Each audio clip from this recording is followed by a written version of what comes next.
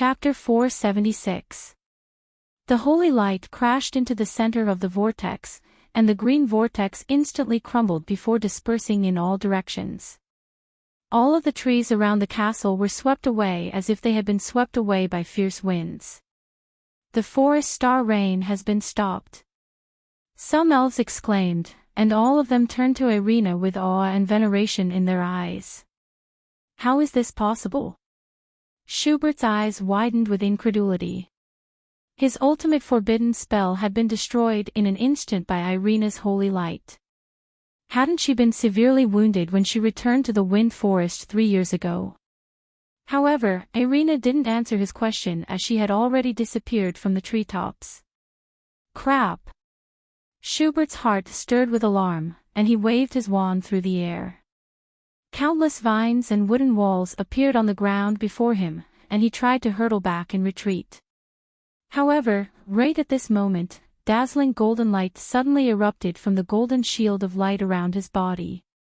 It abruptly contracted, immobilizing him for an instant. It turned out that this wasn't an offensive spell. Instead, it was a restriction spell. Schubert's heart jolted with shock as he began to chant an incantation.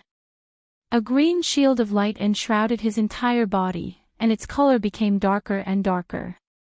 He looked around, trying to figure out where Irina was going to come out from. This restriction spell was clearly only temporary, and he would be able to break free in 3 seconds.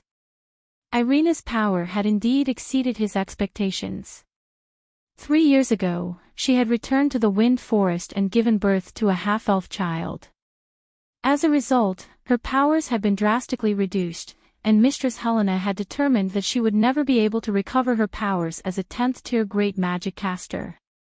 However, just from the holy light that had just torn apart the forest star rain, he could tell that she had already completely recovered her powers. In fact, she might even be more powerful than she had been 3 years ago. However, he wasn't in too much despair. With his status and the contributions he had made to the elven race over the years, Mistress Helena and the Queen definitely wouldn't allow him to die. He had already made up his mind. After this incident, he was going to work with the other ministers to pressure the Queen to remove Irina from her position as the elven princess. Then, he would choose a new elven princess from the major families. Even the elven queen had to be wary of the consequences if the entire elven race were to find out about this. I think you should know why I want to kill you. Golden light lit up behind Schubert, and Irina slowly strode forward. She raised her staff with a cold expression as she said, "You, and all of the people who tried to harm my child, I'll take their lives one by one. I won't spare anyone who harms my child or him." No. Irina, you can't kill me. You are committing treason. Schubert sensed the magic waves that were beginning to converge behind him, and his entire body turned cold. He suddenly recalled that rainy night 3 years ago, when that man had tied his child to his chest and fought a bloody battle. His voice and tone had also been just as cold. At that time, he was watching from the side, occasionally casting 1 or 2 spells to disturb him. He was indeed very strong, he had never seen such a powerful knight, but he was only one person, and there were many of them, so he lost. Schubert could still remember the cold look in his eyes as he scanned everyone present with his sword to prevent himself from falling. Even though he had already been crippled, everyone still felt a chill run down their spines. Irina, stop. The space beside her warped, and Helena appeared in midair. She yelled in a cold voice as she pointed her wand at her. Put it down, Irina. A gentle voice sounded out from the void. No one knew where it came from, but all of the elves present lowered their heads. Thump. A dull thump rang out, and dazzling golden light erupted from the staff, shattering the green magic shield before striking the back of Schubert's head. Even though several magic barriers had appeared in quick succession, and there was even a golden one among them, all of them were still punctured by the staff with unstoppable force. Blood and white brain matter gushed forth from Schubert's deformed skull, and the green light shield crumbled. The light in Schubert's eyes gradually faded, and he slowly collapsed to the ground with his eyes wide open. "Sorry, you're late." Irina looked up at Irina with a mocking smile on her face. Faint golden light swirled around her staff, purifying all of the impurities, as if she had just slapped an annoying fly to death. Family leader Schubert is dead. The elves of the Kroll family yelled in horror at the sight of Schubert's motionless body lying in a pool of blood.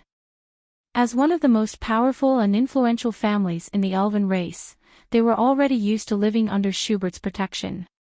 However, the tree that supported the entire Kroll family had fallen, and he had been killed by Irina without any warning or reason. This was like a dream to them, and they felt as if the sky were about to collapse. The princess killed the smiling netherworld monarch. She killed Schubert. The enslaved elves looked at Irina, who was holding her staff, and Schubert, who was lying on the ground, and their hearts suddenly began to thump violently. The family leader of the Kroll family was a 10th-tier great magic caster, and he was the minister in charge of the elven race's punishments. He was the man who had created all types of laws that stripped them of their freedom, turning them into slaves. Now, he had finally died at the hands of Princess Irina. It was as if holy light had shone upon the earth, illuminating their souls, and hope for freedom had reappeared before them.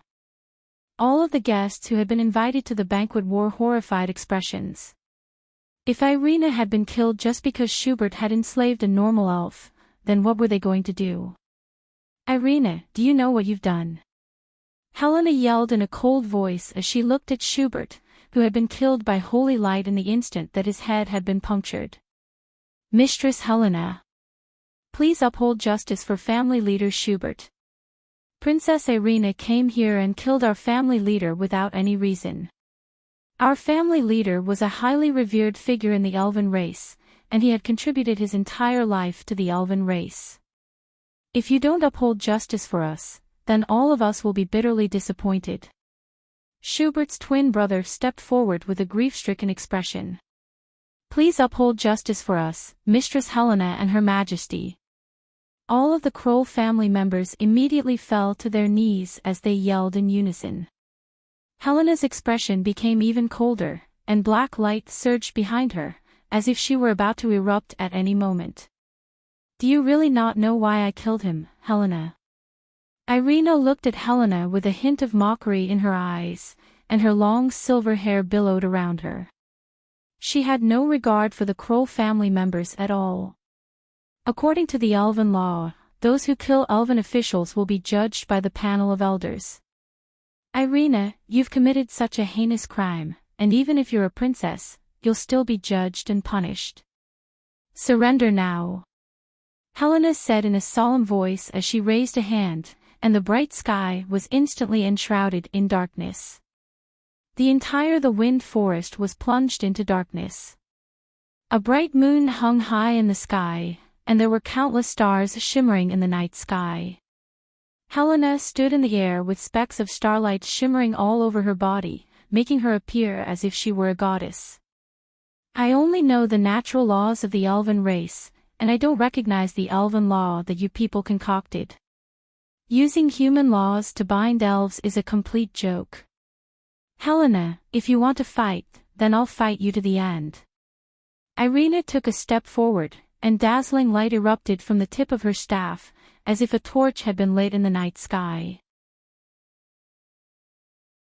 The clash between darkness and light was so strong that it made people want to bow their heads. Even the members of the Kroll family kept their mouths shut, not daring to say a word. Everyone held their breaths as they waited for the elven race's battle of the century to begin. No one could predict the outcome, and no one dared to imagine what kind of impact it would have on the elven race. "Let's stop. If the elves fight among themselves, those greedy foreign races will soon step into the wind forest and cause another calamity to befall this pure land." At this moment, a gentle voice sounded. The night sky dissipated, and the sun shone down upon the earth again. The green ribbon was severed down the middle, and the dazzling light emanating from the tree of life also faded. In the air outside the Kroll castle, a silver-haired elf in a long golden robe appeared. She wore a golden crown with a blue crystal embedded on her head. She was extremely beautiful, and it was impossible to tell her age. She had the innocence of a 12 or 13-year-old girl, the youthfulness of a 17 or 18-year-old girl, the charm of a 30-year-old woman, and the gentleness of a 40-year-old woman. Different people would have different feelings toward her, but her pure and holy aura seemed to be able to cleanse one's soul. Faint golden light enshrouded her body, and it was gentle but not piercing to the eyes. She wore a compassionate and gentle smile on her face, and her blue eyes were clear and transparent, as if they could see through everything in this world. We pay our respects to our queen. All of the elves knelt down on one knee with reverence in their eyes. Even in places even further away, all of the elves half knelt toward the Kroll family as a sign of respect upon hearing the elven queen's voice. We pay our respects to our queen. Irina lowered her head as she put away her staff. We pay our respects to our queen. Helena hesitated momentarily before also putting away her wand and extending a salute toward the queen. Rise, all of you. The elven queen nodded before raising a hand, and a burst of invisible power helped all of the elves to their feet. Her gentle voice spread throughout the wind forest, and all of the elves also rose to their feet. Your Majesty, Princess Irina killed family leader Schubert for no reason. Please uphold justice for our Kroll family and uphold justice for family leader Schubert. Schubert's younger brother stepped forward and knelt down on both knees again as he looked at the elven queen with grief in his eyes. Schubert's body was lying right beside him. Please uphold justice, Your Majesty. All of the Kroll family members also knelt down again with expressions of grief on their faces. The elven queen looked at Schubert's body with a sympathetic expression, and she raised a finger, upon which a burst of green light fell upon his body. All of the bloodstains on his body and on the ground disappeared, and his head also returned to normal. However, he was still dead, and even the elven queen couldn't bring him back to life. Little Irina, why did you kill him? The elven queen looked up at Irina, and her voice was still as gentle as ever, but there was a hint of interrogation in it. Because he deserved to die. You know that I never attack good people. Irina looked at the elven queen with a serious expression, and her eyes were filled with stubbornness and determination. The elven queen looked at Irina with a hint of emotion in her eyes, and she fell silent for a moment. Just because you said he deserved to die, you killed a warrior who had risked his life for the elven race on many occasions, a minister who had done everything he could for the sake of the elven race, and the hope of a major family. Princess Irina, I need a more detailed explanation from you, not a subjective judgment. Even if you're a princess, you can't kill a minister for no reason. Helena looked into Irina's eyes with a gaze as sharp as a hawk's. Chapter 478. This elven law was created by Schubert, and it has been modified according to his wishes during these past few years. It's a law that serves him, and it's a tool for the major families to control the ordinary elves. Countless elves are struggling in despair, and countless elves have sacrificed their lives for it. If all lives are equal, then when the major families kill ordinary elves, is there any mention of a life for a life? Irina pursed her lips with a cold smile as she said, No. Then what's the point of having such a law? Just because ordinary elves have no right to object, you think you can entertain yourselves? Even the humans of Rodu aren't as filthy as you. That's why I killed him. He made so many elves homeless, and he caused so many innocent elves to die. He deserved to die. Irina raised her voice slightly with a mocking sneer as she said, Helena, do you know how many elves have left the Wind Forest to wander the continent after the racial war? They make up 1/5 of all elves. Their souls are free, and they are the true elves. Meanwhile, all of you are becoming humans in the skin of elves. All of the Kroll family members lowered their heads, and some of the enslaved elves began to sob. Their sobs seemed to be contagious, spreading from the entrance of the castle all the way into the castle. All of the elves in the hall were already bawling their eyes out. The elven race is becoming more powerful, so this is a great and correct decision. The elven race has never been as united as it is now, and we will only become more powerful. We will be able to defeat all powerful opponents and defend the Wind Forest.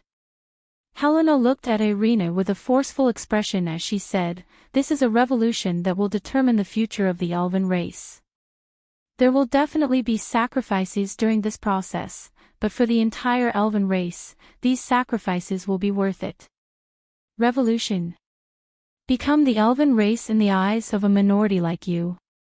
Irina chuckled as she pointed a finger at the enslaved elves, and said, "Did you ask the majority of elves if they were willing to participate in your so-called revolution? Are they willing to become sacrifices for your so-called revolution? If those scum of yours can become more powerful just by enjoying themselves, then what's the point of working hard in this world?" Thump. All of the enslaved elves immediately fell to their knees, and many elves emerged from the castle before also kneeling on the ground.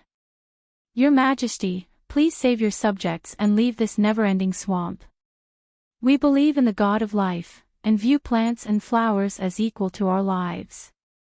However, we have to endure the injustice brought upon us by our brethren, and even resistance is against the law. Even if you banish us from the Wind Forest, we don't want to continue to live with this endless humiliation." The lead dancer from before looked up at the Elven Queen with a pleading expression. "Please, Your Majesty, to banish us. All of them, to the elves, to the elves, to the elven race, to the elves, and Alto the god of the wind. To the elves and elves, to the Alto the elves, to the Alto the elves, you. The Elven Queen's eyes were filled with grief and heartache. With a gentle wave of her hand, specks of green light descended from the sky and landed on the elves' bodies. Their injuries were instantly healed. "Thank you, Your Highness." All of the elves looked at the Elven Queen and Irina with gratitude in their eyes, and smiles finally appeared on their faces. Irina's expression also eased slightly. "Your Majesty." Helena's expression changed slightly, and she still wanted to say something. The Elven Queen raised a hand to cut her off and continued, "Pass down my orders. From this day forth, all laws regarding elven ownership in the elven law will be abolished, and all of the elves who have been forced to become slaves will be pardoned from this day forth. They will regain their freedom, and they will have complete freedom." All of the Kroll clan members and guests' expressions changed drastically. "That's great."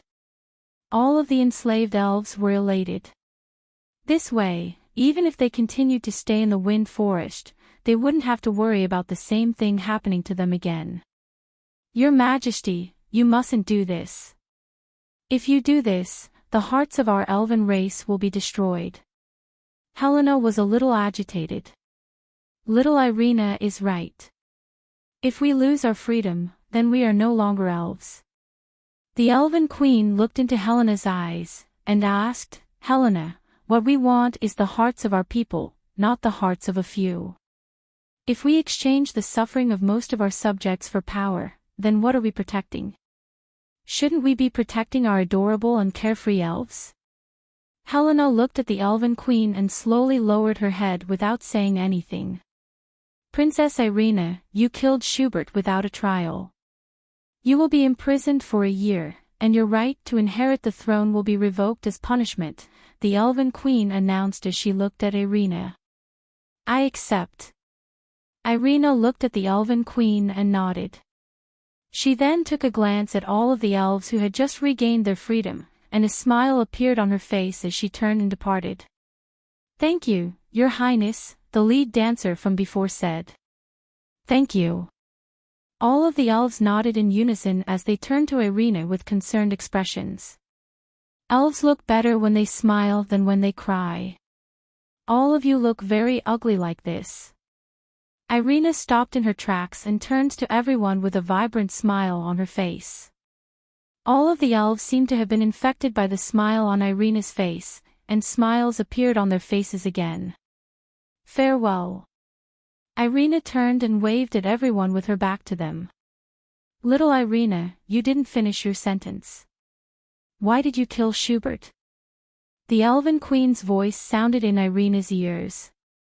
Irina's footsteps faltered momentarily before she continued onward. She also transmitted her voice. If someone was forcibly taken away from you when I was born, and they tried to kill me, would you kill them? I would. The elven queen's reply was very quick and firm. I didn't know who did this 3 years ago, but I do now, so I'm here to kill them. A faint smile appeared on Irina's face, and she disappeared from everyone's line of sight in the blink of an eye. Get up, you're all free now. The elven queen raised a hand to help all of the elves present to their feet, and golden light flashed, and she also disappeared. Let's go home. We're finally free. Some elves yelled with elation, and even more elves were elated upon hearing this. The elven queen's decree of amnesty was issued, and the wind forest was rocked by quite a stir. Irina returned to the cave, and said to Snare, write me a list of everyone in the Magus Tower who could have been involved in the incident 3 years ago, as well as anyone else in our elven race. From this day forth, those bastards can live in fear. Yes. Snare nodded before quickly following her into the cave. Is Master Schubert really dead? Phyllis stood on her tiptoes and looked in the direction of the Carroll family with a curious expression. She stuck out her little tongue before also entering the cave. Why is a man taking so long to get changed? It's almost been an hour, and he still hasn't come out.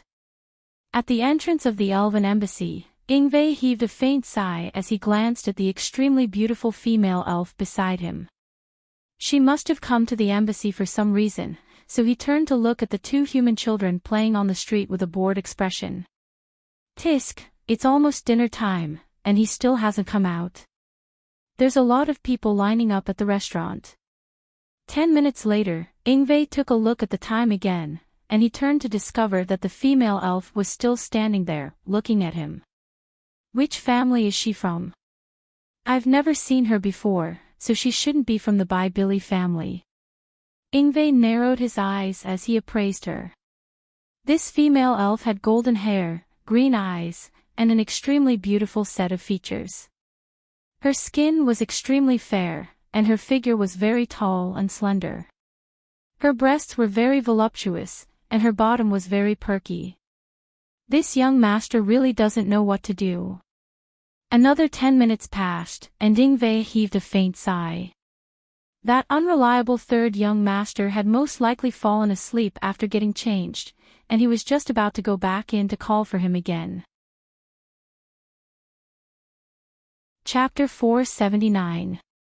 Yngve appraised the female elf from head to toe for a long while. Regardless of whether it was her exquisite looks or her voluptuous figure, all of them were exuding a feminine charm. Her emerald eyes were also very seductive, and her blue dress accentuated her perfect figure. Even as an old man who had lost interest in women for several centuries, his eyes still lit up at the sight of her.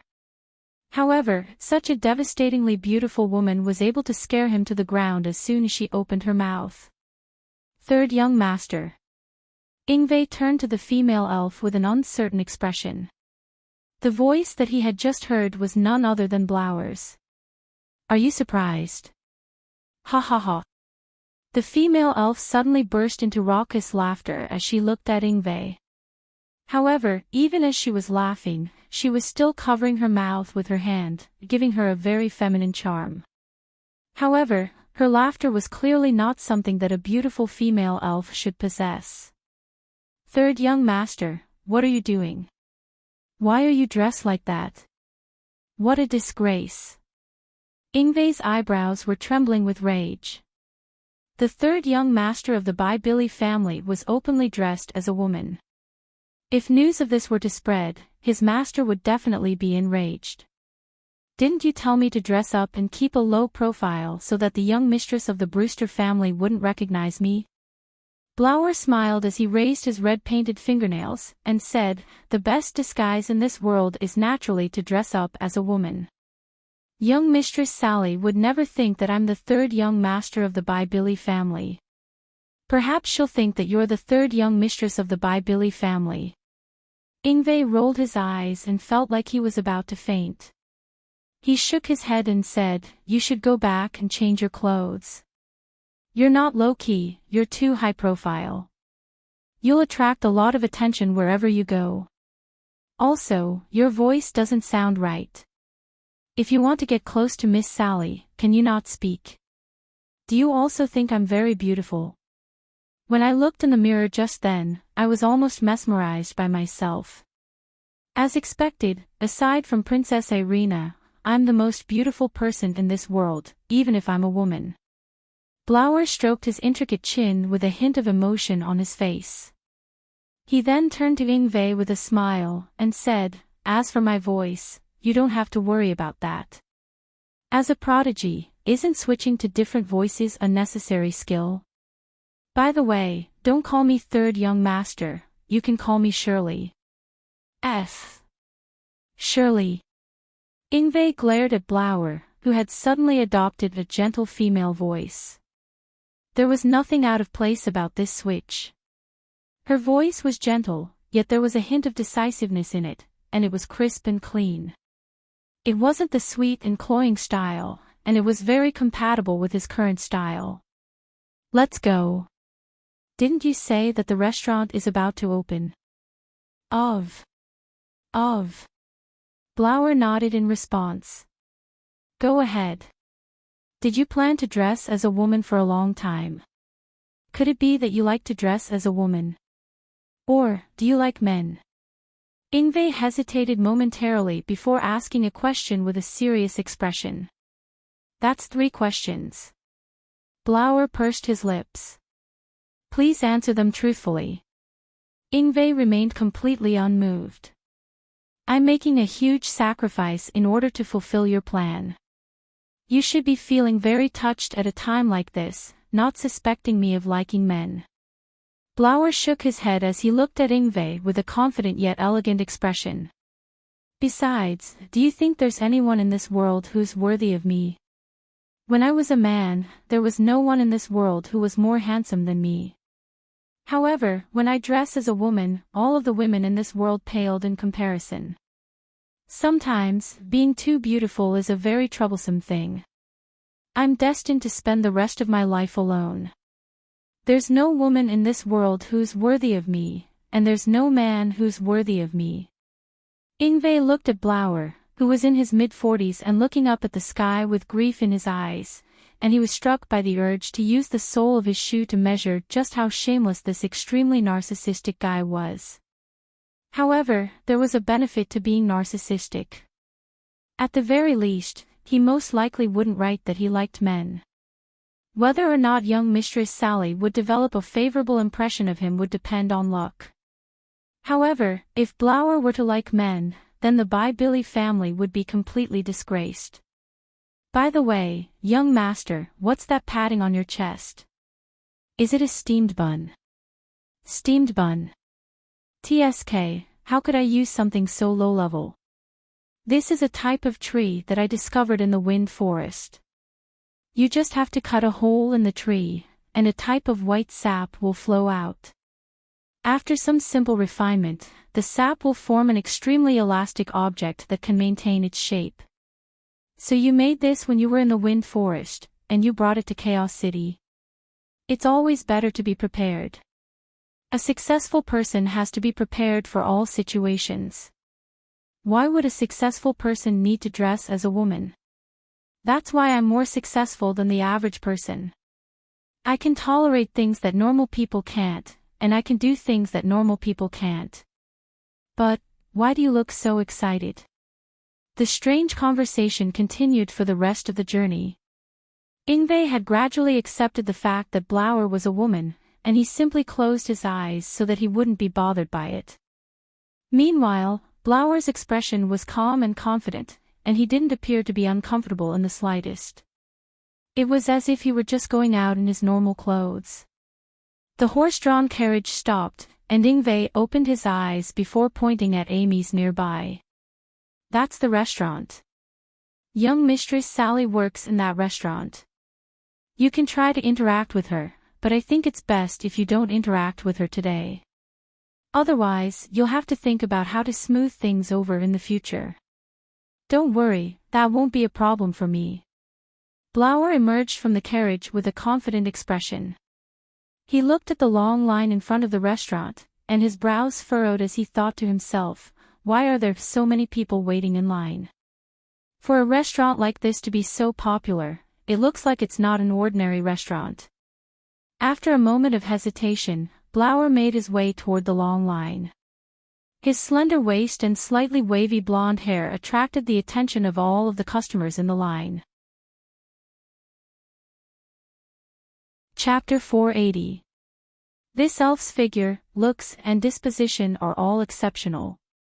If Sally gives off a cold and aloof vibe, then she gives off an arrogant and condescending aura. However, that aura doesn't make me feel uncomfortable at all. Instead, I feel like it's only natural that someone like her should have such a disposition. 2 points, a little worse than Gloria. Meg assessed Blower in his heart. As for why her score was a little lower than Gloria's, it was most likely because he preferred obedient and petite girls. This girl was simply too tall. If she were on Earth, she could easily become a model or even a supermodel. Of course, that was just a type of admiration. Meg's heart was as calm as still water as he looked at her. Meg's heart was as calm as still water, but the same couldn't be said for the customers in the line. The sudden arrival of such a stunning beauty made many men involuntarily steal furtive glances at her. Some of them were even comparing her to Sally in their hearts. Compared to the aloof Sally, this young woman appeared to be more approachable. Beautiful elf, this must be your first time at Mamie's, right? A lavishly dressed young man standing at the end of the line turned to Blower with a warm smile, but his eyes were surreptitiously drifting toward Blower's long and slender legs. Heh, men. Blower rolled his eyes internally, but he didn't let any of this show on his face. It wasn't a bad idea to learn more about this restaurant from this guy. Thus, he nodded in a calm manner, displaying a hint of interest, but also a hint of disinterest. This was the most seductive behavior of a man. My name is Constantine, and I own 2 fairly large gem stores in the Aiden Square. Due to the fact that they're quite close to each other, I'm also a regular customer of Mamie's. Constantine calmly demonstrated his wealth before continuing with a smile, young mistress, you have a very good eye. Mamie's is the most delicious restaurant in the Aiden Square. There's no other restaurant in Chaos City or even on the entire continent that can match the food here. Mr. Mac is a genius. Is the boss really that powerful? Blower naturally wasn't interested in this so-called gem store, but he was quite curious about the second half of the sentence. He didn't have any expectations for human food, but if he could eat something a little more delicious, then it wouldn't be a waste of his stomach. Why would I lie to you, beautiful lady? Look at this line. Most restaurants have only one line, right? But ever since Mamie's introduced the tofu pudding dish, the sweet and savory sides have been fighting over the flavor of the dish. Because of the conflict between the sweet and savory sides, the line has been split into 2. The line we're in right now is the sweet side, while their line is the savory side. You must try the sweet tofu pudding later. Not only is it delicious, but it also has the effect of beautifying and nourishing one's skin. Constantine said with a smile. He was also quite tall, half a head taller than Blower, so he didn't appear to be at a disadvantage in the slightest. Don't listen to him, young lady. The savory tofu pudding is the true delicacy. If you don't eat savory tofu pudding, then what's the point of living? An old man in the line next to them countered. Their conversation immediately made the atmosphere between the 2 lines a little tense. However, the customers at the front of the line had already begun to enter, so the conflict didn't escalate. However, Blower's interest was piqued by the fact that neither side was willing to back down. Interesting. But what is this tofu pudding? It has the effect of beautifying and nourishing one's skin, so it's worth a try. However, for someone like me who has already reached the pinnacle of beauty, these things are almost useless, Blower thought to herself with a curious expression. In order to maintain his image as a gentle young man, Constantine didn't argue with the old man. Instead, he turned to Blower with a smile, and said, "May I know your name, beautiful young lady? Would I have the honor of inviting you to lunch with me?" "There's no need for lunch, surely, I can afford it myself." Blower flicked her golden curls as she walked past Constantine and followed the line toward the entrance of the restaurant. Could it be that spring really has arrived for me? My heart hasn't been beating for many years. I thought that there was no woman in this world who could move my heart, but it turns out that I just haven't met one yet. Constantine felt as if his soul had left his body as he turned to look at Blower's departing figure. His heart thumped rapidly, and even his breathing accelerated as he hurriedly caught up to her. Even though his invitation had been rejected, he felt like he had left a good impression on her. All he had to do was find an opportunity to sit beside her and settle the bill for her, and they would definitely be able to get to know each other better. "Welcome." Yabamiya welcomed the customers into the restaurant with a smile, while Sally stood off to the side with a cold expression. Meg made his way toward the kitchen in preparation for the lunch service. "What a beautiful elf, Aisha. Is she one of your brethren?" Yabamiya's eyes lit up at the sight of the tall and slender Blower, and she couldn't help but ask in a curious voice. "I've never seen her before." Sally had also noticed Blower, but she didn't recall such a person. However, following the war among species, many elves had left the Wind Forest and scattered across the continent. There were many elves even in Chaos City, and she was most likely one of them. What a beautiful big sister. Amy was also looking at Blower with sparkling eyes. The omniscient door in his mind flashed with the information of all of the customers. Their avatars, names, races, genders, powers. All of this information was displayed on the interface. Meg glanced at it from time to time. With his superb memory, he was able to easily remember all of the customers' names and information. As such, he wouldn't even need to use the omniscient door in the future to identify all of the customers. Looks like there are only a handful of powerful beings here. Meg heaved a faint internal sigh. There weren't many customers at the 5th tier or above, and 7th tier or above were the most powerful ones. As for 10th tier or above, Meg had only seen 4 10th tier powerful beings, including Crassus, Julian, Novin, and Michael.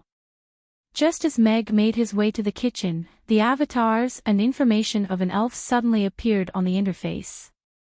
It was none other than the female elf that he had given a score of 9. 2. Meg's expression instantly stiffened upon seeing her information. Holy fuck, holy fuck, holy fuck. Chapter 481. Blower, Shirley, elf, male, 25 years of age, 7th tier magic caster. The information on the interface was very brief, but it revealed enough information. At the very least, the word male made Meg almost jump up in fright. Please don't doubt the system's professionalism. The omniscient door is a high-tech door that incorporates the system's newest detection technology. At the same time, it's connected to the entire Norland continent's information network, so it can accurately determine the identity of each and every customer who enters the restaurant. The system's serious voice sounded. After a while, it adopted a negotiating tone as it said, "However, if you're skeptical about the detection results, you can apply for a manual retest. The system will retest the target to ascertain his identity. Then let's retest." Meg replied without hesitation. He didn't believe it. He had seen countless women before, so how could he be wrong about them? Ding! Detection complete. Blower, Shirley, elf, male, 25 years of age, 7th tier magic caster. Confirmed. Ding. The manual service fee of 1 gold coin has been successfully deducted. Please come again next time. Holy fuck. System, you're charging me a fucking fee. Why didn't you say so earlier? Meg raised an eyebrow. You didn't ask. Besides, is there really a free lunch in this world? The system replied with an innocent expression. At the same time, a shameless emoji of a big round head with a helpless expression appeared in Meg's mind. 10086 free. Also, don't send me emojis. Meg rolled his eyes. The system was becoming more and more shameless. Please don't compare me to those unintelligent manual services. They can basically reject 80% of the questions asked, but I've never received more than 1 complaint, the system said with a serious expression. Ha, I'm the only one. Meg pursed his lips with a peculiar expression as he looked at the information. Also, system, why is your manual retest identical to the previous one? You didn't just copy and paste it, did you? Please don't insult the system's professionalism. How could the system do something like that? A solemn protesting emoji floated by before the system continued. This system used the omniscient door to scan him again, and this is the result. This is the so-called manual service for which you charged me a gold coin. You're cheating me. You're committing a crime.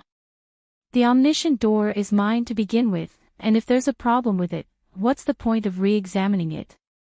Meg was a little annoyed. He didn't know where the system had stolen these emoticons from, but they looked really despicable together. Of course it's intentional. Originally, the omniscient door's detection was automatically triggered. Now that I'm using it again, I need to operate it manually. This is the so-called manual service. Host, just accept the fact that this is a male elf. This is the uniqueness of the omniscient door's gender detection. If the host's gender is wrong, wouldn't it be awkward if the host's gender is bigger than yours? The system's words carried a hint of mockery. Looks like this is the legendary crossdresser. When a man is flirtatious, women have nothing to do with him.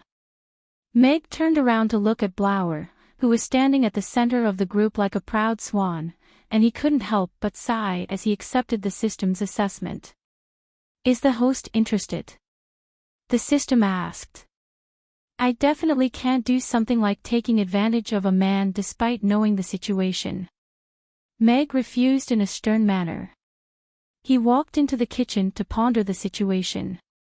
A 7th-tier elven magic caster hiding his gender to come to the restaurant. Could it be that he's here for Sally? He was aware of Sally's identity, and the elves were still searching for her. Now that a crossdresser had suddenly appeared, the first person that came to his mind was naturally Sally. After spending some time together, Meg was quite satisfied with Sally. She didn't talk much, but she was able to complete all of her tasks with high quality and quantity. She was a major contributor to the restaurant's smooth operation, saving him a lot of labor. Of course, Meg had to admit that using a 7th-tier elven magic caster like Sally, who had the potential to become the elven princess or even the queen, to do dishes and clean tables was a little overkill. However, Meg was of the opinion that it was Sally's choice whether she wanted to return or not. If she wanted to stay, Meg naturally wouldn't chase her away, nor would he allow anyone to take her away so easily. Meg set this matter aside for the time being. If he really was here for Sally, then he was going to give himself away sooner or later, and he would have to deal with him when the time came. The restaurant's decor is quite good, but there are too many people dining here from all different races. Am I supposed to sit at the same table as a demon? Blower looked around the restaurant. The elegant decor was quite stylish, and the wooden tables and chairs made him feel very comfortable. What was even more surprising to him was that all of the tables and chairs in the restaurant had very similar patterns, as if they had come from the same tree. Normal people wouldn't be able to notice such a detail, but it was clear that the owner had put in a lot of effort. Constantine stood behind Blower, occasionally chatting with him in a very enthusiastic manner as he racked his brains for ways to please Blower. As one of the most eligible bachelors in Chaos City, it had been many years since he had been so attentive to a woman. Blower only gave an occasional response. He wasn't in the mood to engage in idle chatter with a man who clearly wanted to fuck him. "You're so beautiful, big sister." Amy made her way over to Blower with Ugly Duckling in her arms. Not only was she beautiful, but she was also very tall, almost as tall as Blower's father. Ugly Duckling also looked up at Blower and blinked with a hint of confusion in its eyes. What an adorable little half-elf girl. Blower looked down at Amy, and his eyes immediately lit up. She had an intricate face, pointy little ears that were as white and translucent as cicada wings, long silver hair that was tied into twin ponytails, and a pair of large bright blue eyes. She was so adorable that he wanted to give her a hug. Silver hair, big blue eyes, and an equally adorable appearance. She looked so much like the princess when she was a child. "She's so adorable." Blower screamed internally. In terms of looks, the only person he admired was Princess Irina. Now, it looked like he had to add another one to that list. "You're also very adorable, little girl. What's your name?" Blower turned to Amy with a smile. "My name is Amy." A joyful smile appeared on Amy's face. Being praised by a beautiful big sister was very delightful. "Amy, that's a very nice name. You can call me Big Sister Shirley." Blower nodded with a smile. He looked up at Meg, who was in the kitchen. This human had such an adorable half-elf daughter. Just which elven maiden had he fooled? Chapter 482. After Amy departed with Ugly Duckling in her arms, Blower began to appraise Sally. Sally, the young mistress of the Brewster family. She's 24 years old and a 7th-tier magic caster. She's not bad looking. Of course, she's still not as pretty as me. He had read a lot of information about Sally, all of which had been given to him by Yngve. It went so far as to how Sally had fallen into a river with Princess Irina when she was 7 years old. It appeared that the Billy family had expended a lot of effort in order to obtain this information. "I'm not here for a blind date. Life is already so short, so why waste time on relationships? I'm here to dedicate my life to the cause of the elven race's liberation." A smile appeared on Blower's face as he looked at Sally, and he murmured to himself, "If Yngve were to know that I'm here to recruit people, I wonder if he'd be furious." After a long wait, Blower finally found an empty seat. He looked at the 3 sinister-looking demons sitting at the table, and he was a little hesitant about whether he should take the seat. "Young Mistress Shirley, why don't we wait a little longer?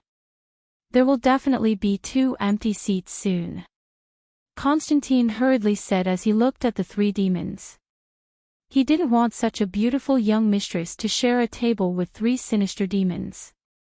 Furthermore, the 3 demons had only just sat down, and hadn't even placed their orders yet. If Blower were to sit there, then he wouldn't be able to share a table with her. Yabamiya could also see Blower's hesitation. It was quite normal for young women to have such concerns. She smiled and said, "You can wait for a moment, new seats will be available soon." "There's no need for that. I'll just sit there." Blower made his way over to the table where the 3 demons were sitting, and sat down on the empty chair. Constantine's mouth gaped open, and he heaved a resigned internal sigh at the sight of Blower. This was the first time that he had been rejected by a woman, and this feeling of defeat was quite foreign to him. "This must be young Mistress Shirley's test for me. I can't give up just like this." However, Constantine's fighting spirit was quickly reignited, and he quickly made his way over to the table next to Blower. The three demons turned to look at Blower in unison. All of them were tall and burly, and wore slightly tattered black armor, giving them quite an intimidating presence. Blower looked at them with a calm expression, and there was no hint of fear in his eyes. The three demons withdrew their gazes in boredom. One of them raised his hand and said, "I want 3 ruggiamos and 1 braised chicken and rice. Give me 3 bowls of rice." "Me too," the other 2 demons said at the same time. "Okay, please wait a moment. What would you like to order, sir?" Yabamiya nodded with a smile before turning to Blower. "Let me look at the menu first." Blower nodded in response. He was quite fond of this half-dragon girl, who had a very soothing smile.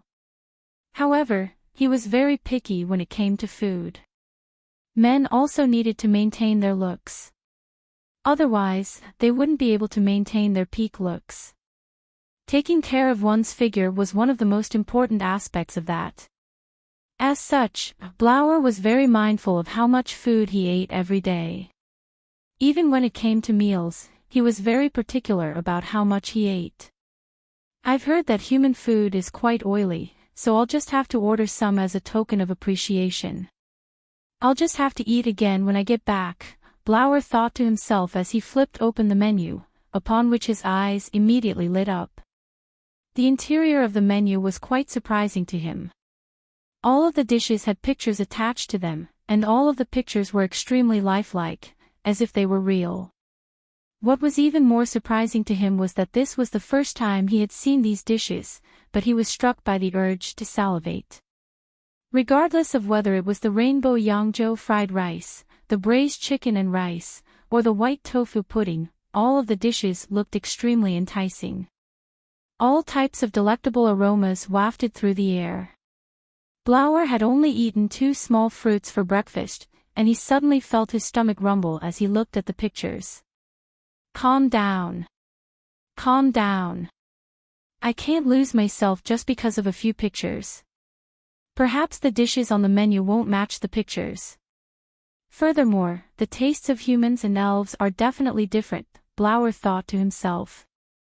He then raised a hand to signal for Yabamiya to come over with a smile, and asked, "For elves, what do you think would suit our tastes?" "I prefer bland food. All of the dishes in this restaurant are very delicious, but if you'd like bland food, I recommend the Yangzhou fried rice and braised chicken and rice for the main dishes, and the tofu pudding and ice cream for the dessert. Those are all bland and delicious dishes." Yabamiya introduced the dishes based on Sally's preferences. "Then I'll have the Yangzhou fried rice." Blower contemplated momentarily before nodding. The braised chicken and rice appeared to be a little sticky and greasy. "Big Sister Shirley, the rainbow fried rice is super delicious. If you only order 1 serving, it won't be enough," Meat said seriously as she sauntered to the side of the table. "I don't have a big appetite, so I won't even be able to finish one." Blower shook his head with a shake of his head. According to the pictures, he would only be able to finish half a plate, not even 1 more. "Really? I've never seen a customer who can't finish the leftovers." Amy looked at Blower with incredulity written all over her little face. "Little Amy, just you wait and see. Shirley, will never finish it. If I finish it, I'll definitely put on weight, and that's something I can't tolerate." Blower looked at Amy with a solemn expression. He was being doubted by a little girl, so he had to show her some sincerity. He didn't think that human food would be able to make her give up on her dreams and pursuits. "All right, I'll be sure to watch. I'm sure you'll finish it." Amy also nodded with a solemn expression. She was very confident in her father's cooking. "1 Yangzhou fried rice, please wait a moment." Yabamiya nodded before making her way into the kitchen. Blower looked around with a hint of surprise in his heart. He had thought that a restaurant with so many different races would be extremely rowdy and prone to conflict, but it was the exact opposite. All of the customers were focused on enjoying their food, and all of them were conversing with one another in hushed tones. There was no shouting or yelling going on in the restaurant. At the very least, this was the first time that Blower had seen the three demons sitting at the same table discussing where they were going to take their afternoon nap, and there was another hole in their armor. Chapter 483. The aroma of eggs and chopped green onions wafted through the air. All of the ingredients had been sliced into rice-sized grains before being distributed evenly on the plate. It was as if a rainbow had been plucked from the sky and sliced into pieces before being stir-fried. The colors were vibrant and refreshing, and there were specks of oil all over the rice grains, making them appear as if they were shimmering with starlight under the light. What a beautiful dish! Blower's eyes lit up, and he couldn't help but praise in his heart. The vibrant colors, the ingredients that had been sliced into tiny pieces, and the golden egg that had perfectly encapsulated each grain of rice, creating an intricate and beautiful work of art. On top of that, this aroma is simply too alluring.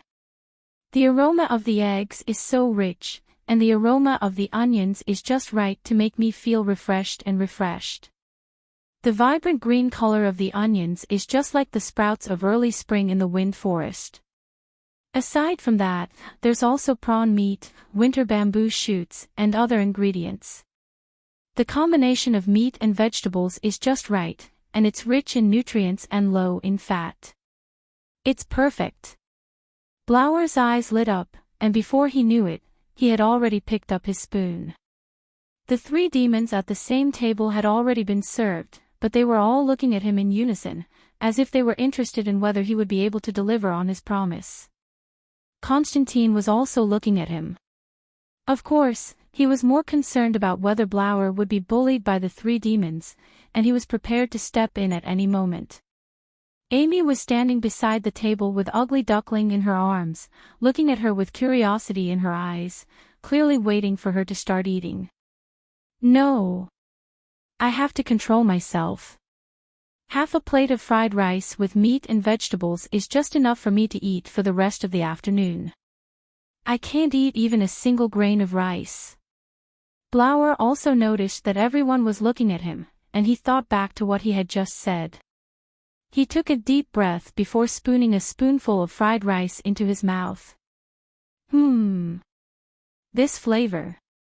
Blower's eyes immediately widened with incredulity. The egg that was wrapped around the rice almost melted in his mouth, the winter bamboo shoots and green beans that had been sliced into rice-sized grains were crunchy and delicious, the egg-wrapped rice was sweet after being chewed, and the soft ham was mixed into the rice, as well as the aroma of prawns. All of these flavors were contained in a single mouthful of fried rice. The wonderful taste danced on the tip of his tongue. His taste buds were like flower buds that had been baptized by the spring rain, blooming and cheering. Blower felt as if he were reminded of his younger self. He loved to climb up trees and peek at the dazzling princess as she led a group of elves through the wind forest. He also wanted to join them, but he didn't dare to do so. As such, he could only peek at them from afar. It was a spring morning. He had just climbed up the big tree that he liked to climb when he was kicked down. The one who kicked him was the princess who was always shining. Then, he became one of her followers.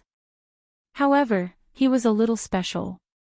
He would only follow the princess in the morning when there was no third person.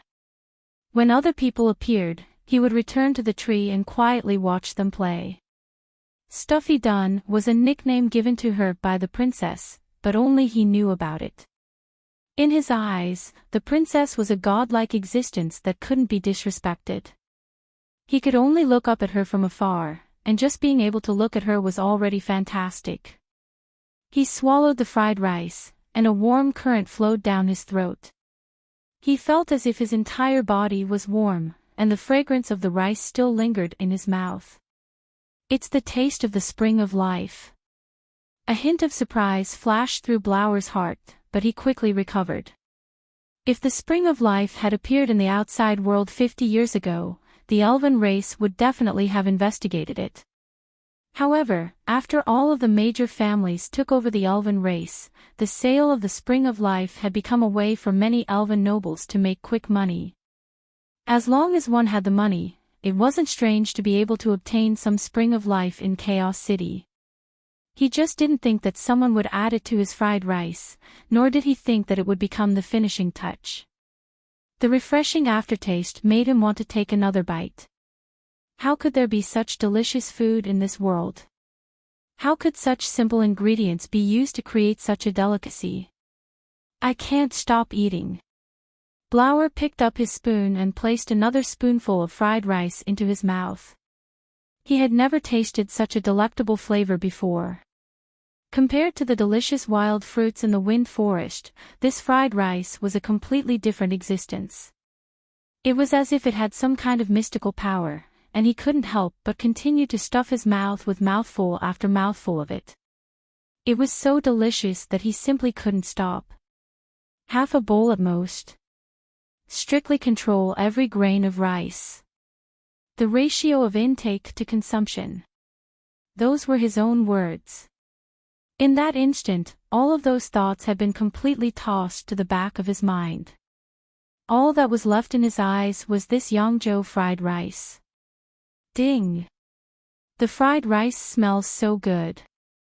The porcelain spoon struck the bottom of the bowl, and a faint clink rang out.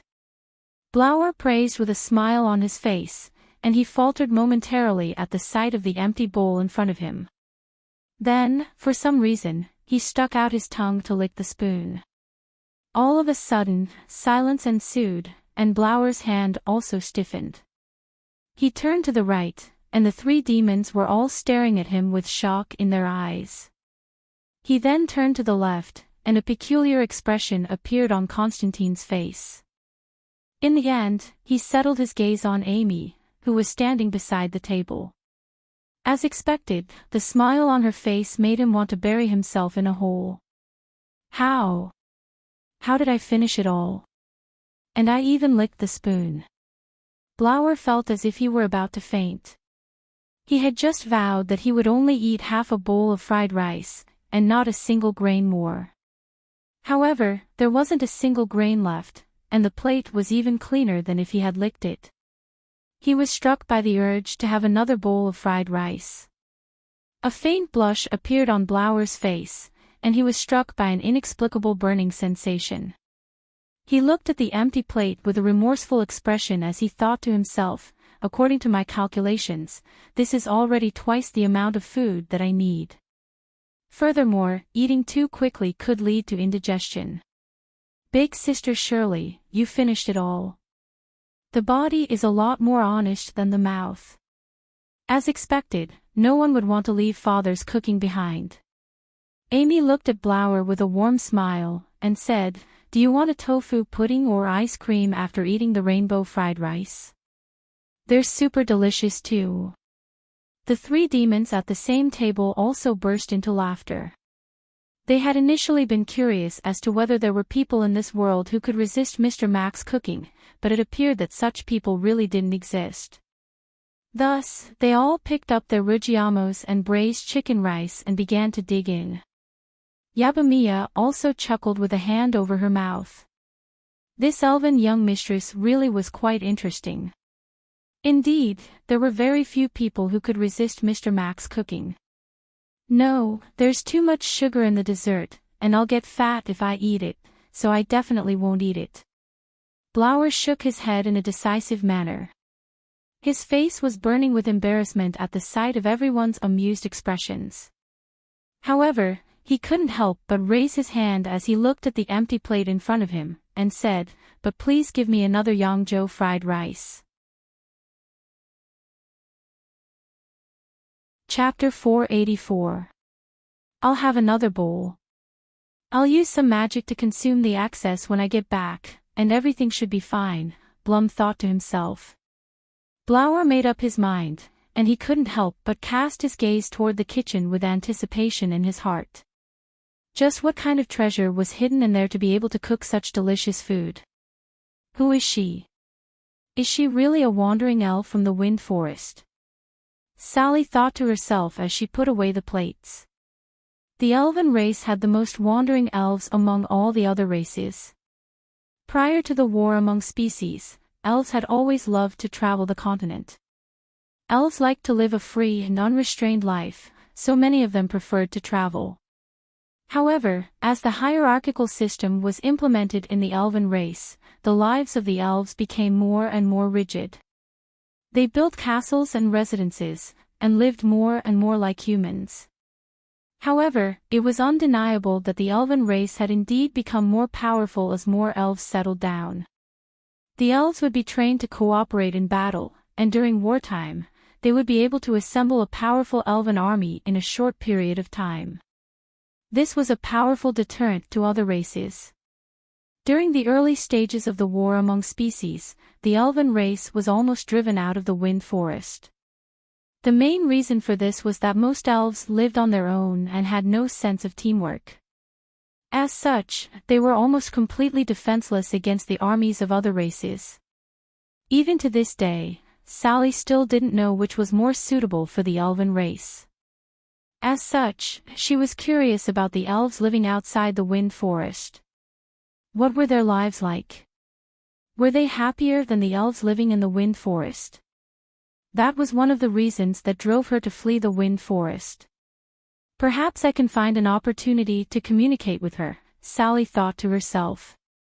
She had to avoid the elves living in the Wind Forest, but she could still interact with the elves living outside. Father, can I have ice cream? Just one will do.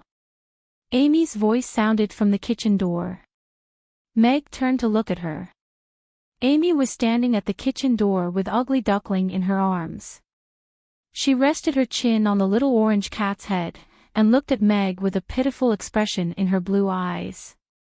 Her pointy little ears drooped down, and her lips were slightly pouted, as if she were going to cry if he didn't agree. Ugly Duckling was also looking at Meg with an innocent expression. It waved its little paws in front of itself.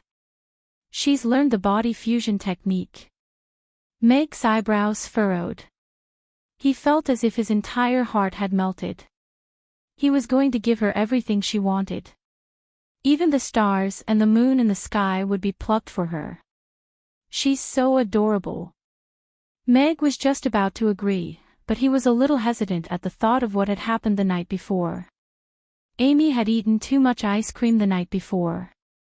Even though Cece had already cured her, it still reminded him that he couldn't spoil Amy and let her eat too much ice cream. Amy can eat ice cream, but eating too much ice cream will cause her stomach to ache, so from now on, she can only have one ice cream a day. Are you sure you want to eat today's ice cream now? Meg looked at Amy with a smile. I can only have one ice cream a day. Amy's expression immediately crumbled, and she begged with a pitiful expression, Father, can I have one more? I only want 2 ice creams a day. No. Meg shook his head, and his tone left no room for negotiation. Spoiling a child was a principle that he had just learned the night before. Amy stared at Meg for a while, and after ascertaining that there wouldn't be a second ice cream, she heaved a resigned sigh and lowered her head with a pout as she said, Life is so difficult if I can only eat 1 ice cream. Meg almost burst into laughter. She knew that life was difficult, and she could only eat 1 ice cream a day. However, he didn't waver in his decision, and he smiled as he asked, Then what flavor of ice cream does our Amy want to eat today? Blueberry. Amy exclaimed as her eyes lit up again. Her pointy little ears immediately perked up as she looked at Meg with anticipation in her eyes. The little disappointment that she had just felt was completely wiped away. Blueberry? All right, then I'll give our little cutie a blueberry ice cream. Meg smiled as he made his way over to the ice cream machine, and quickly made a blueberry ice cream before handing it to Amy. Meow, meow. Ugly Duckling, which had been placed on the ground by Amy, looked at Meg with anticipation in its eyes as it pointed at the ice cream machine. Ugly Duckling can also only eat 1 ice cream a day. Otherwise, it'll become an ice cream ball. If that happens, it'll be eaten. Amy held the ice cream in her hands as she looked at Ugly Duckling with a serious expression. Meow, Ugly Duckling ducked its head. Even though it was a little sad, it still conceded. Meg shook his head with a smile. However, he agreed with Amy's suggestion. If Ugly Duckling was allowed to eat as much as it wanted, it would only be a matter of time before it turned into an orange. As such, he still had to control what he ate. So, what flavor of ice cream does Ugly Duckling want to eat today? Meg made his way over to the ice cream machine, and pointed at the mocha ice cream. Ugly Duckling shook its head. He then pointed at the vanilla ice cream, and Ugly Duckling still shook its head. He then pointed at the blueberry ice cream, and Ugly Duckling still shook its head. Chocolate flavored? Meg asked as he pointed at the chocolate-flavored ice cream. Meow, meow. Ugly Duckling immediately nodded with elation. It bounced into the kitchen before springing back out again, wagging its tail excitedly. Ugly Duckling, you have to remember that you're a duck. You're not a dog, so you can't wag your tail like that. Amy was a little disdainful. Ugly Duckling immediately stopped wagging its tail, but it was still licking its lips excitedly at the sight of the chocolate ice cream in Meg's hands. Eat. Meg placed the ice cream onto Ugly Duckling's little plate with a smile. He really didn't know what to do with these two little guys. Amy carefully made her way over to Blower with a smile, and asked, Big Sister Shirley, this is the ice cream. Doesn't it look super delicious? Blower looked at the ice cream in Amy's hands. The two dark blue snowballs were very vibrant, and the surface of the snowballs was also very delicate, giving off a frosty aura. There was heavy snow in the wind forest every winter, so she wasn't all that interested in snowballs. However, the snowballs in Amy's hands seemed to be different from normal snowballs. What was blueberry? Was it a type of fruit? Would the snowballs really taste good with blueberries? Blower was quite curious, but he still shook his head, and said, The color of the snowballs is very special, but I don't want to eat them. Chapter 485. Gulp. Not only Blower, but the three demons at the same table, as well as all of the customers around them, were also staring at Amy as she ate her ice cream. There was a saying among the regular customers of Amy's restaurant, Don't watch Amy eat when you don't have any money in your pocket as you'll be tempted to order more. I want an ice cream with blueberry flavor. I only have 300 copper coins left for this month, but what can I do? I really want to eat that. Give me one as well. No, I have to hold back. I only have 10 copper coins left in my pocket. If I order another one, I won't be able to leave the restaurant. Some of the customers were conflicted, while others were quick to order ice creams. However, Amy wasn't feeling smug about her actions at all as her attention was completely focused on the ice cream in her hand. She held the ice cream in her little hands and slowly licked it with an expression of enjoyment on her face. She was so immersed in her delicious food that even those who were looking at her would feel a sense of satisfaction. Furthermore, she looked so adorable. It's just a snowball, but why does it look so delicious to her? It's as if she's tasting the most delicious food in the world. Blower's eyes slowly widened as he salivated uncontrollably. He had thought that he wouldn't be interested in the snowball, but he was becoming more and more curious about its taste. Just what kind of delicious food could make her smile so adorably? Big Sister Shirley, do you want to know what ice cream tastes like? Amy suddenly lowered her ice cream slightly as she turned to Blower with a smile. Yes. Blower nodded reflexively as his mind was filled with curiosity about the taste of the snowball. Then I can show you how to eat it. Amy picked up her ice cream and licked it again as she said with elation, It's sour, sweet, and super delicious. All of the customers around them burst into friendly laughter. It was always very interesting to watch the interactions between Amy and her customers during meals. Is that even possible? Blower was extremely frustrated, but he couldn't bring himself to be angry at the sight of the smile on Amy's face. Instead, he felt like he would be committing a crime if he didn't smile. A voice sounded in Blower's heart before reverberating incessantly in his mind. Should I get one of them to test the flavor? No, no. This snowball must be very sweet, and it doesn't look like a simple snowball. If I eat it, I'll definitely gain weight. Blower shook his head in an effort to rid himself of that thought, but he couldn't help but cast his gaze toward the ice cream in Amy's hand, and he gulped again. You look so cute when you're conflicted. Constantine looked at Blower with an infatuated expression before beckoning to Yabamiya, and saying, Hello, I'll have 2 blueberry ice creams, one for Miss Shirley. Okay, please wait for a moment. Yabamiya nodded slightly and turned to the kitchen. Actually, I don't want to. Blower extended a hesitant hand. You don't want it? Yabamiya stopped and turned to look at Blower. Blower hesitated again. Let's do as I say. Constantine smiled. He could tell that Blower still wanted to do it. All right. Yabamiya nodded before turning again. Change mine to the matcha flavor, Blower said quickly. After saying that, he couldn't help but raise a hand to cover his face. This was far too embarrassing. In just a short while, he had gone back on his words twice. It's all right, big sister Shirley. It's very embarrassing to go back on your words, but this isn't the first time you've done this, so you should be used to it already. Amy looked at Blower with a consoling expression. What a pain. What kind of consolation is this? Blower raised his other hand to cover the other half of his face as well.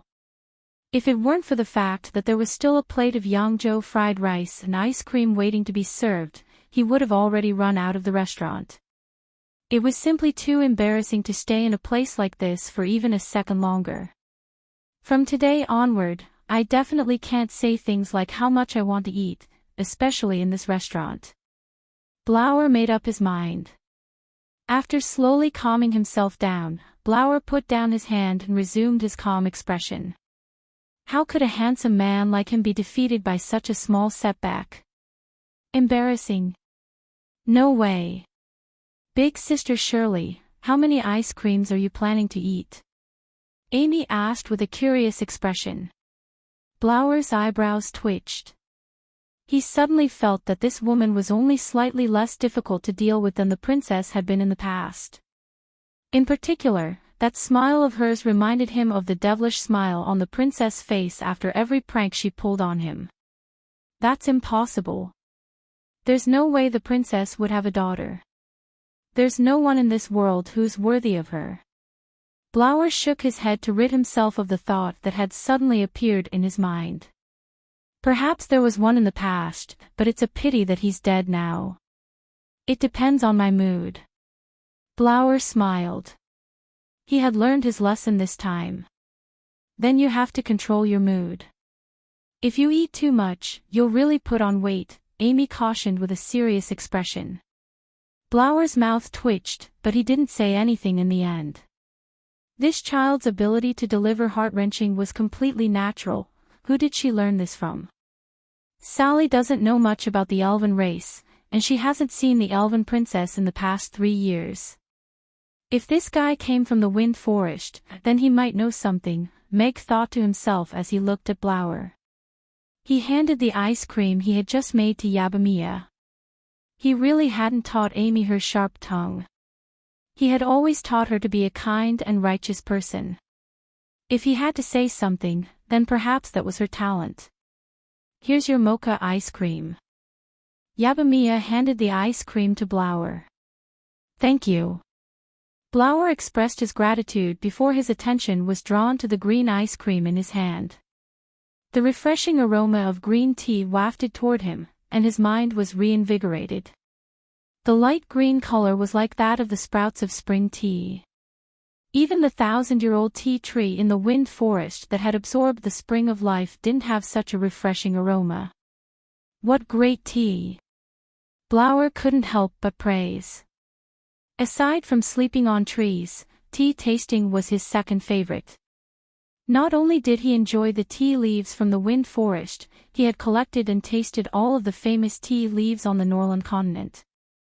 However, this was the first time that he had smelled such a refreshing aroma. Even the spring tea leaves from Vic Mountain paled in comparison to this. Should I grind the tea leaves into powder before adding them to the snowball? Wouldn't that create a bitter taste? Blower thought to himself. He hesitated momentarily before imitating Amy and licking the snowball. The snowball melted on the tip of his tongue, and the sweet milk flowed down his throat along with the refreshing aroma of green tea. It was as if the fragrant milk had been enveloped by the tea leaves, and all of the impurities in his stomach and intestines were washed away. The refreshing sensation immediately made him feel refreshed. "Boss, you're wasting such a precious treasure." Chapter 486. Rage. Blower's heart was instantly ignited with rage. Such supreme-grade tea leaves were being used as desserts by the restaurant owner. What a waste. As such, in the instant that he rose to his feet, he almost couldn't help but yell. Thankfully, he managed to repress the urge to do so. Even though his voice was a little strange, it was still a woman's voice. However, this sudden outburst of criticism immediately attracted the attention of all of the customers in the restaurant. Was this beautiful elf trying to stir up trouble? It had been a long time since anyone had stirred up trouble at Amy's. Constantine was also looking at Blower with a hint of urgency in his eyes.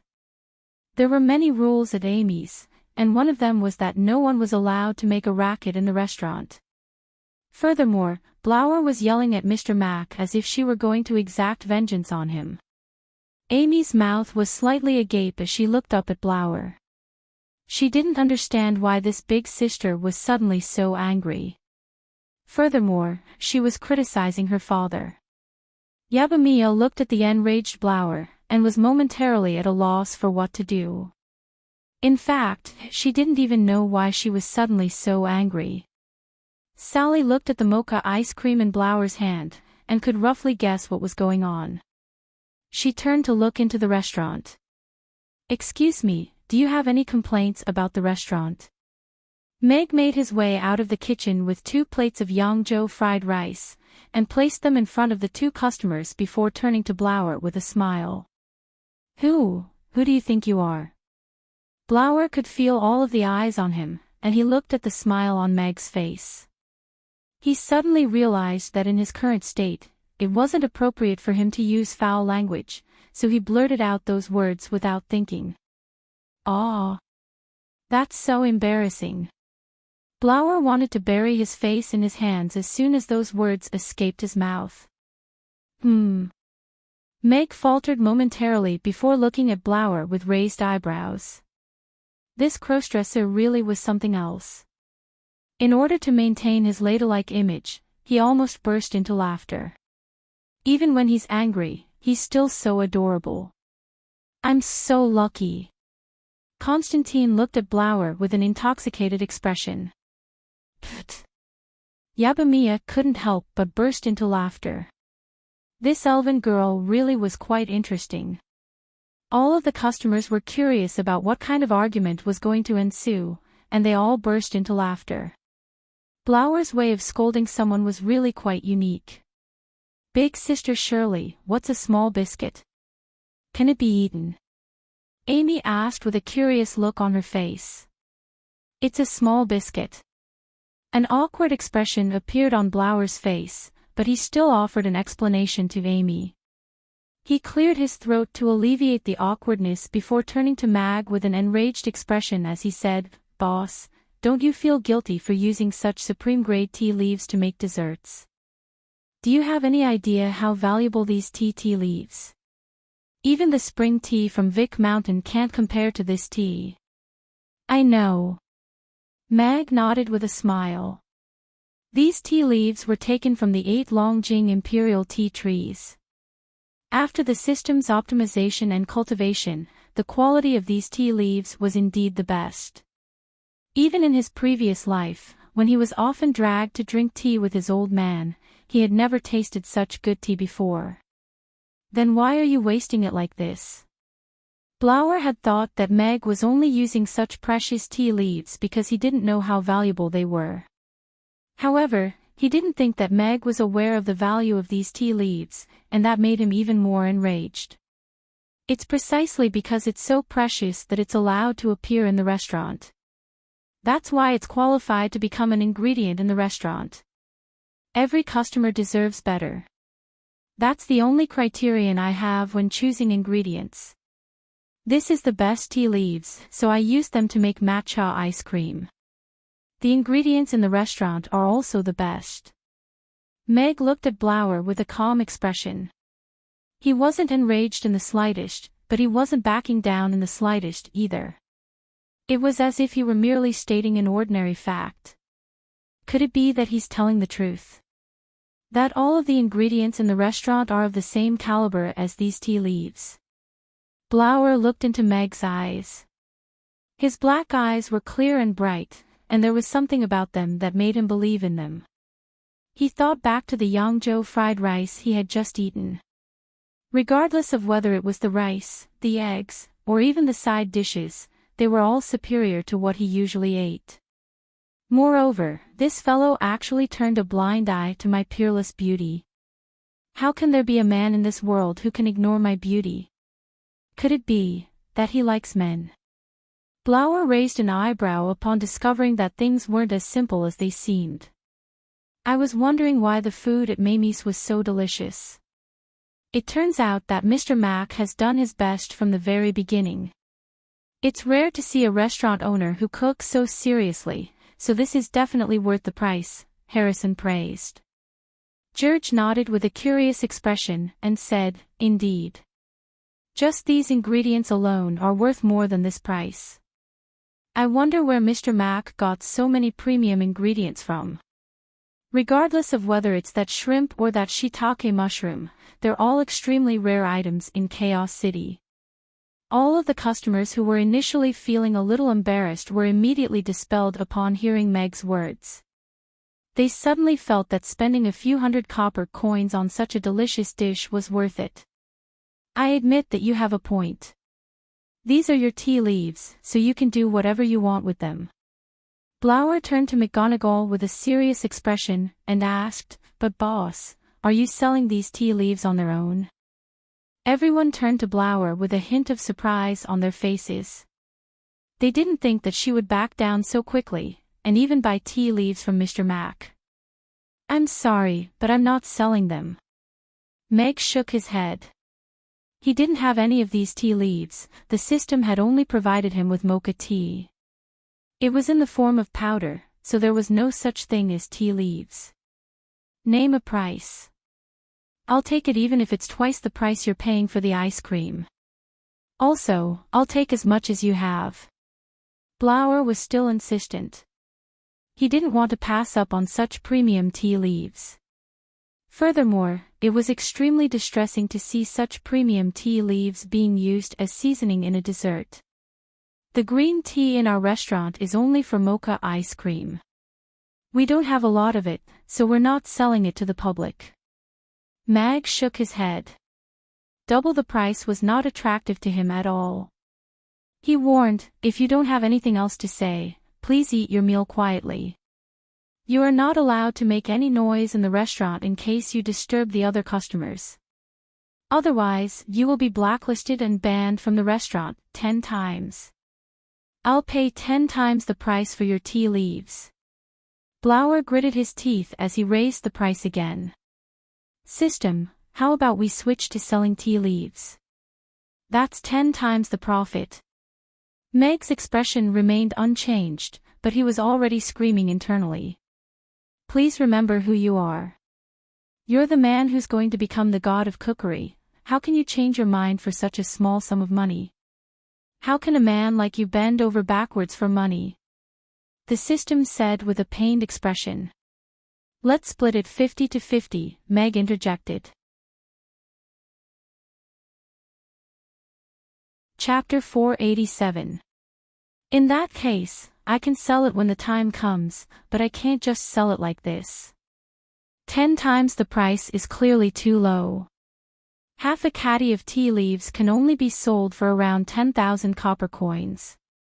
If I were to auction it off, the price would skyrocket, and perhaps I could sell it for an astronomical price.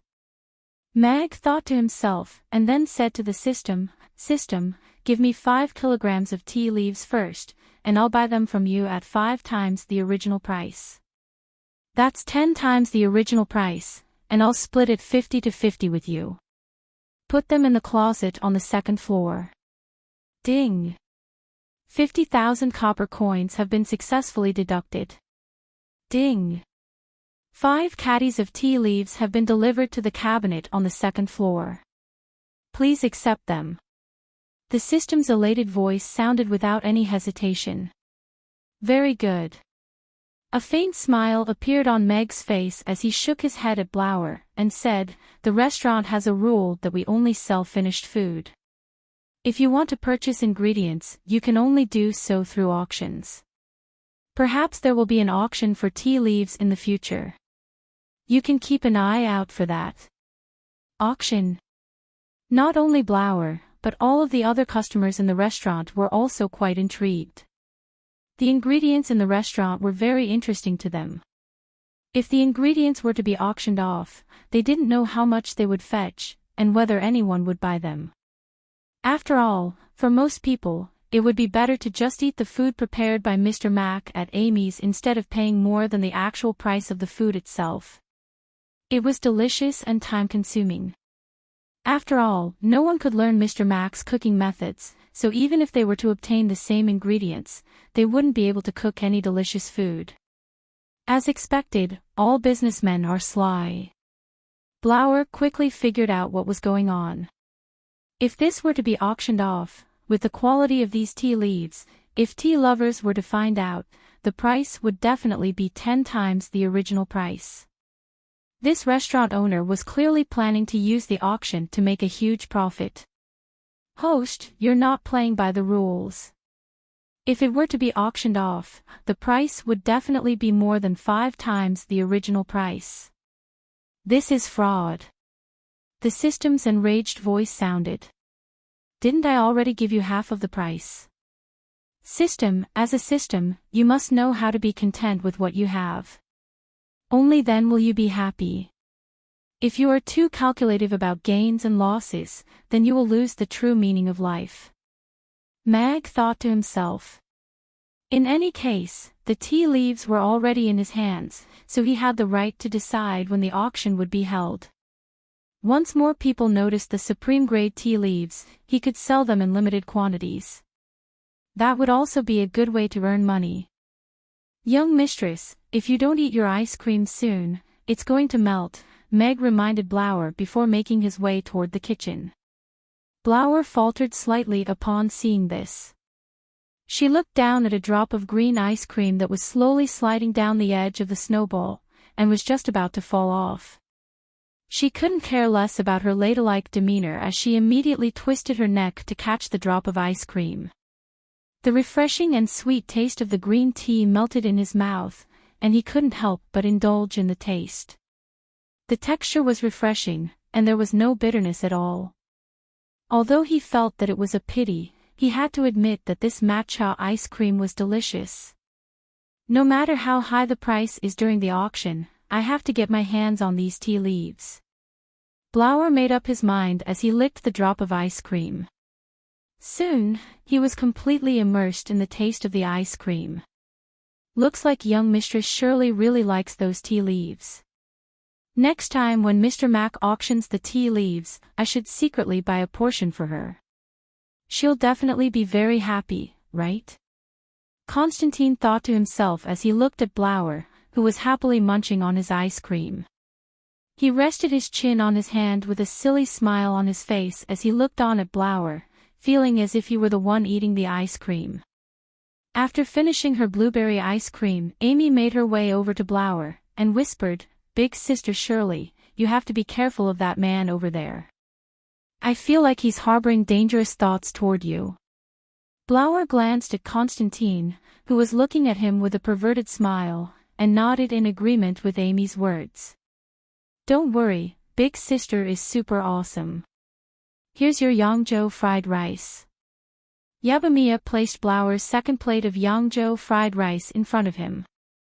Thank you. Blauer nodded. He looked at the half-eaten ice cream in his hand, then at the steaming Yangzhou fried rice on the table. He hadn't eaten like this for many years.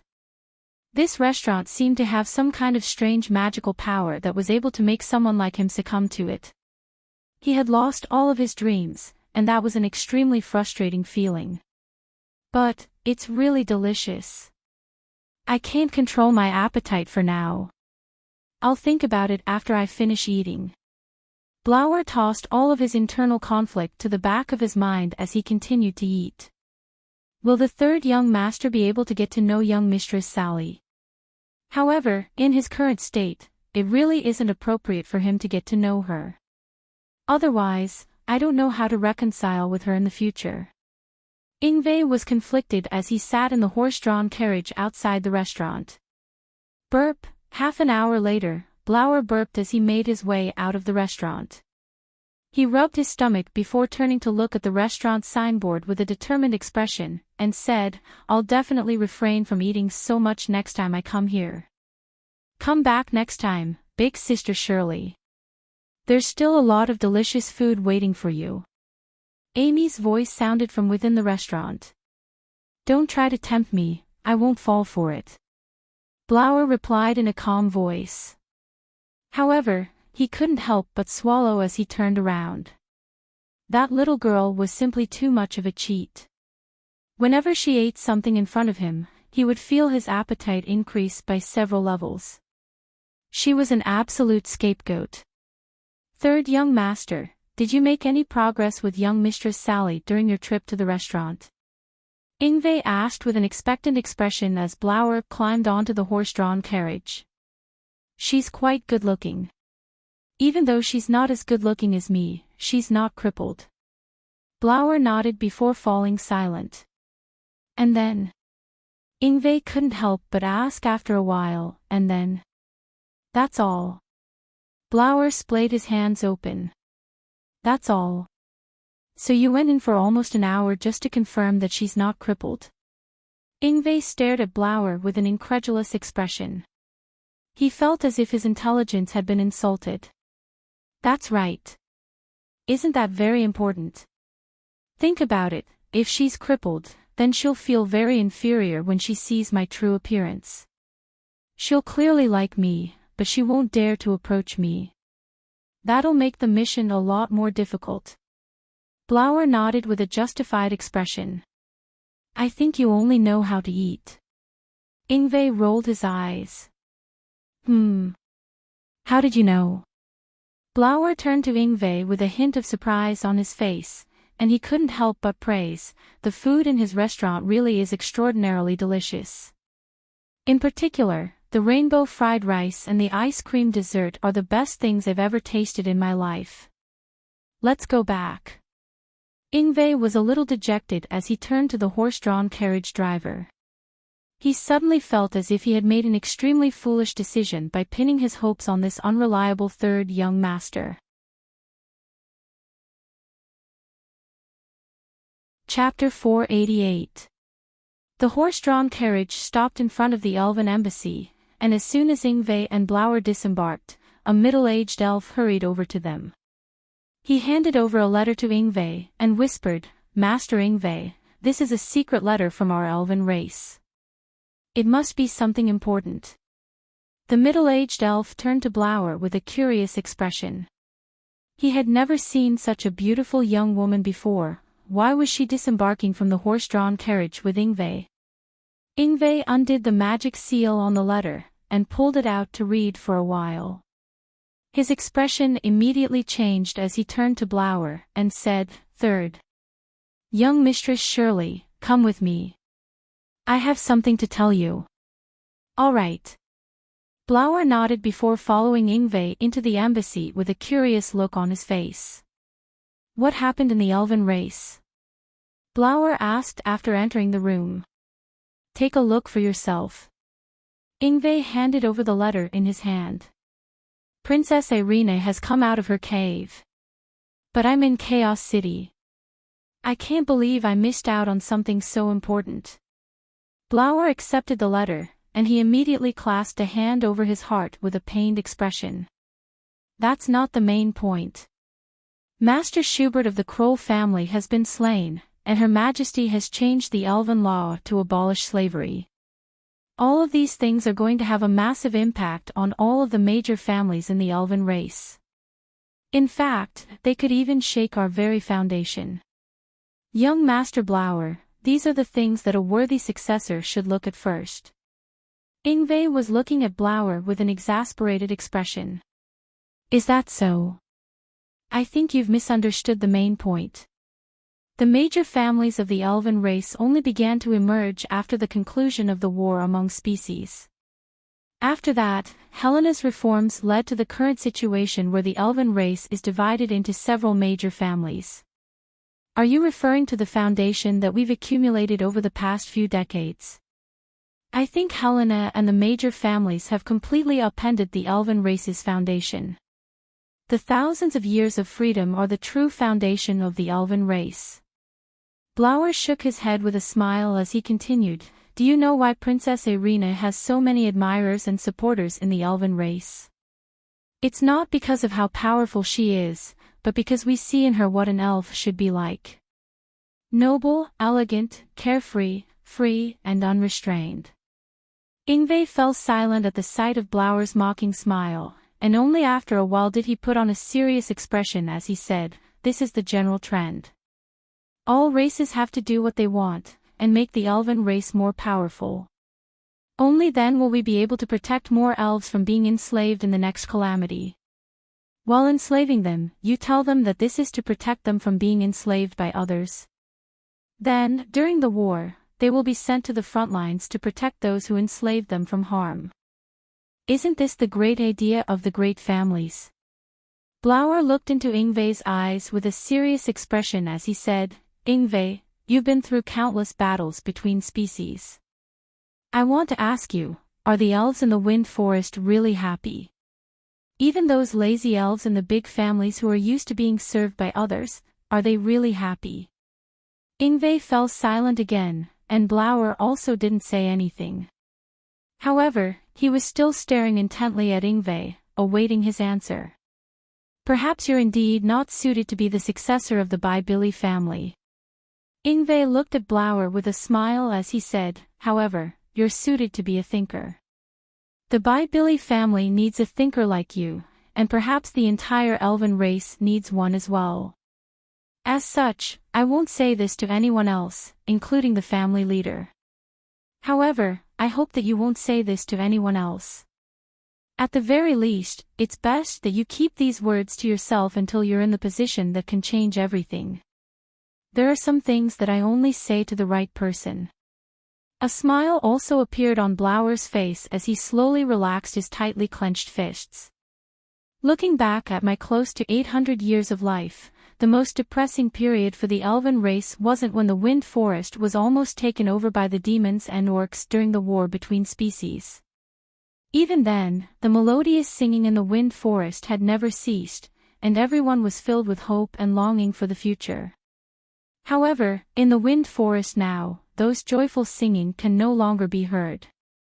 Picking wild fruits has become a job, and the days of sitting on the treetops for an entire day are long gone. Without the war, their lives have become even more depressing. That is indeed a very sad thing. Ingve's expression was a little forlorn. That's why I've always stayed in Chaos City. Compared to the Wind Forest, this city is full of life and vitality. The soil of freedom is becoming more and more fertile, and I believe that a different flower will grow here one day. I just don't know if I'll have the chance to see it again. This is a very comfortable city, just like the Wind Forest in the past. A hint of a smile appeared on Ingve's face as he looked at Blower with renewed hope in his eyes, and said, if you want to help the elven princess, then you have to be powerful enough. All of the major families have already divided up the elven race, and even Her Majesty can only abolish one or two of the elven laws. At times like this, I have to use my beauty to influence them. Blower heaved a faint sigh before looking at Yngve with a serious expression. In that case, I'll leave it to you. Let's hope that the Wind Forest can once again sing songs of freedom. I only want to hear those songs once in my life. Yngve also nodded with a smile. The system has rejected your request and rolled its eyes at you. A string of words flashed through Meg's mind, followed by an eye-rolling emoji. Are you happy to be cheeky, system? Meg couldn't help but roll his eyes as well. It appeared that the system was still angry about the tea leaves. Meg was completely unperturbed by this, and he didn't feel guilty in the slightest. If he didn't scam the system, he wouldn't be able to make a lot of money. Alright, looks like you don't want to earn this money. In that case, I'll have to use Amy's music box. Isn't there a dozen or so nursery rhymes in there? Even though the styles are a little mixed, it's still alright, Meg said calmly as he prepared to get the music box. Host, how can a classy restaurant play music like Gokuraku Jodo while the customers are eating? If their legs are shaking while they're eating, how can they enjoy their meal? This is a disaster. The system's voice was tinged with a hint of grief. What does that have to do with anything? It fully showcases the uniqueness of our restaurant, and it's a completely different experience for the customers, Meg replied with a nonchalant expression. The system said in a serious voice, the god of cookery restaurant has to pay attention to every detail. Just the right amount of music can greatly enhance the style of the restaurant. Different restaurants have different musical pairings, and this pairing has to be based on, alright, Mr. Vegetable, I'll have a J-Cho music box first. How much is it? Meg cut off the system. Chapter 489.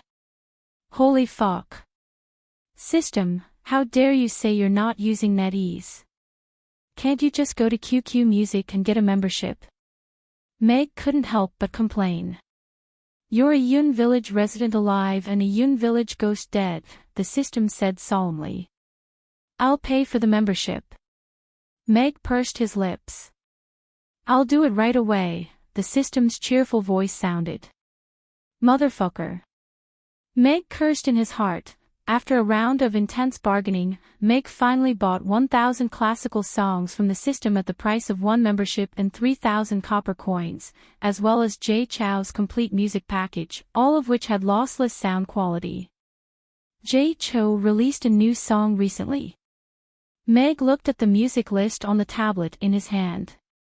The song at the top was Leave Me Alone If You Don't Love Me, but it was gray. It's not out yet. It's just a preview. If you want to buy it after it's out, you can pay more. The system will provide lossless sound quality music, and you'll definitely be satisfied, the system said slyly. I'm the one who gave you the membership. Meg rolled his eyes.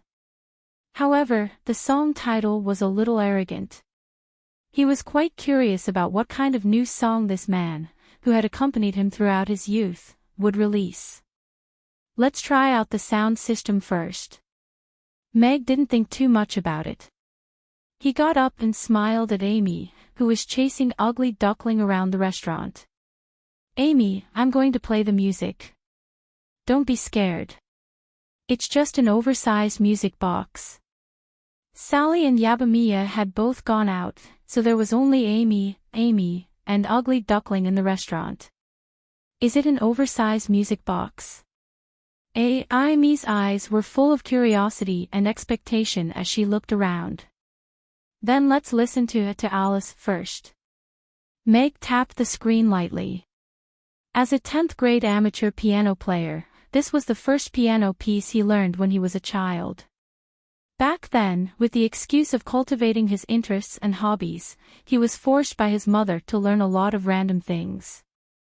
Although it turned out that these things were useless when he grew up, it was true that learning a musical instrument could improve one's temperament. The soothing and beautiful sound of the piano rang out. This divine tune, which was widely used in the end of classes, phone calls, listening tests, and 10,086 manual service waiting tones, did indeed have a unique magical power. The light and lively tune made people feel more relaxed. The stereo effect of the omnidirectional surround sound was indeed incomparable to ordinary sound systems. The delicate sound quality was impeccable even to Meg. As the music rang in their ears, they suddenly felt as if they were sitting in a concert hall, facing the great musician alone and listening to his moving piano solo. The corners of Meg's mouth curled up slightly. It was as if he could see his little self sitting on a long chair, laboriously tapping on the piano keys, while his mother sat behind him, quietly watching him. At that time, they weren't so busy. Although they were a little strict, at least they were still there. Hee, Amy's laughter interrupted Meg's train of thought, and he turned to find that she was dancing with Ugly Duckling to the music. Her dance was a little clumsy and very casual, but the two of them were so adorable that even Meg couldn't help but burst into laughter. "Father, so our restaurant has turned into an oversized music box. We live in a music box, and the customers eat in a music box," Amy asked excitedly as she looked at Meg. "Yes, that's right. Music makes people happy, so we have to impart this joy and make our customers happy as well." Meg nodded with a smile. He looked at Amy, and his heart was filled with satisfaction. He cherished the time that he could still spend with her. At the very least, he wouldn't regret it in the future. Meg lowered the volume of the music slightly, and placed the tablet on the counter. The beautiful music was enjoyable, but after all, he wasn't opening a concert hall. Instead, he was opening a restaurant, and the food was what he really wanted to show his customers. Music could be a side dish, but he couldn't let it steal the limelight of the food and distract the customers from eating. "Xiaomi, father still has something fun to show you. Come upstairs with me." Meg stroked Amy's hair with a smile before picking her up in his arms. He also scooped Ugly Duckling into his arms before making his way upstairs. "Something fun. Father, what is it?" Amy's eyes lit up with curiosity. "You'll find out soon." Meg smiled as he carried Amy to the second floor, and gently pushed open the door to the room on the second floor. The door slowly opened, and a children's playground filled with toys and amusement facilities appeared before their eyes. "Wow!" Amy's eyes widened with incredulity as she stared at the things in the room. "Meow!" Ugly Duckling's eyes also lit up with excitement. "Father, is this really for Amy?" Amy turned to Meg with incredulity in her eyes. "Of course. This is a playground specially prepared for Amy. You can invite other children to play at home in the future." Meg nodded with a smile. When the restaurant was busy at night, Amy would often lie behind the counter in boredom, waiting for the opening hours to end. Meg's heart ached for her, and this was why he had spent so many gold coins to make the system a playground. "Father, you're the best." Amy hugged Meg's neck and kissed him on the cheek. She didn't have any toys in the past, but now she even had a playground. In the future, she could invite Jessica, Daphne, and the others to play, and they would definitely love it. "This is just a small playground. Father will build a bigger one for you in the future. There will be super big Ferris wheels, merry-go-rounds, and roller coasters. It will be 1,000 times, no, 10,000 times bigger than this playground." After being kissed and praised by Amy, Meg felt that his ego had swelled, and he said confidently, "It's fine." "Really?" Amy's eyes lit up immediately. Although she didn't know what the things her father was talking about were, she already felt that this playground was very big. If it was 1,000 times, no, 10,000 times bigger than this playground, then it would definitely be super big and super fun. Of course it's real. Father will build one for Amy when he makes a lot of money. Meg also suddenly realized that he seemed to have boasted, but seeing Amy's expectant eyes, How could he bear to take back his words? He nodded seriously. Chapter 490. I've been out for more than a month. I wonder how the elven race is doing, and if my mother is worried about me. Sally walked on the street, preparing to go back to the Gaia Inn to tidy up her room. Although the wages of the inn were pitiful, the inn provided a place to stay, and the owner was very nice, so she insisted on working 2 jobs a day. Who was that elf just now? Did she really grow up outside the wind forest? Ever since they were young, they had always said that the elves outside the wind forest were all abandoned by the god of life. They hadn't been baptized by the god of life, and hadn't been recognized by the god of life. That was why they were ugly and weak. But that elf today, I can feel that she's not weaker than me, and she's very beautiful. Who's lying? Sally was very confused. She hadn't met any other elves in the past month, and after discovering this, she was suddenly interested in finding out more. Maybe I can talk to her next time. Princess Irene had once said that the outside world was completely different from what they said. This sentence was deeply engraved in her heart, and she made up her mind. I'm going to find Luna and go to Mamie's for dinner later. Should I wear men's clothes today? Or women's clothes? In the city lord's castle, Vivian looked at the clothes in the wardrobe, and fell into deep thought. I've got it. I'll wear men's clothes. That way, Mr. Mac will give up, and he won't have to flirt with Luna's heart again. After a long while, Vivian snapped her fingers, and then picked a loose set of men's clothes from the wardrobe. Miss Luna, Amy is so awesome. Can I learn magic too? I want to learn it so much. You can all learn magic, but you're still young. You have to learn the basics first, and then you can take the magic test next year. Those who pass can officially start learning magic. Luna smiled as she patted the little girl's head, and felt a little helpless. Today, Amy had defeated the powerful Magus Tower on her own, and instantly became the little hero of Chaos School. At the same time, many students became very interested in learning magic, including the children in the lower grades. She had already had this conversation more than 10 times, and her enthusiasm was much higher than in previous years. The teachers of the Magic Academy should be very happy this year. Little Amy is so amazing. She's only been learning magic for a month, and she's already defeated such a powerful opponent. Mr. Meg's judgment was right. Moreover, he is indeed a genius. Luna looked out of the window with a smile on her face. Today, she had received a letter from Rodu. According to her grandfather, he had demonstrated that the decimal system was indeed more convenient and efficient than the current system in the Roth Empire, and he was pushing for a reform of the decimal system. He wanted her to invite Meg to Rodu again, and if Meg still refused, then he would most likely come to Chaos City to meet him in person. Novin, I heard that you've been preparing to expand Chaos School recently. The conference at the Magic Academy hadn't concluded yet, so Crassus and Novin left early.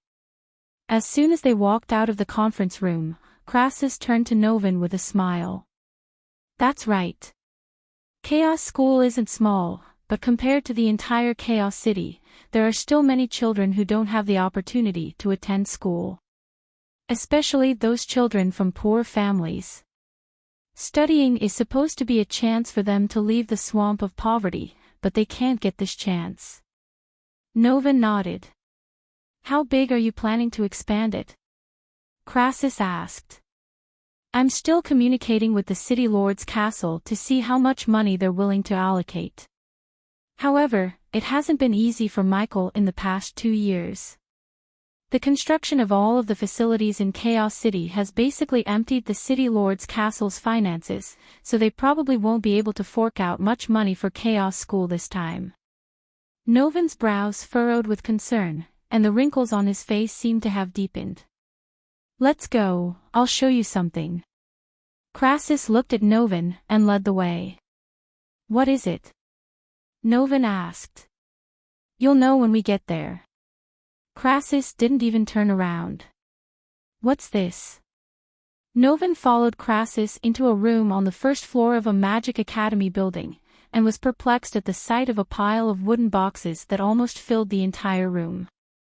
Open it and take a look. Crassus kept him in suspense with a smile. Novin raised a hand toward a wooden box beside him, and the lid of the wooden box was immediately opened.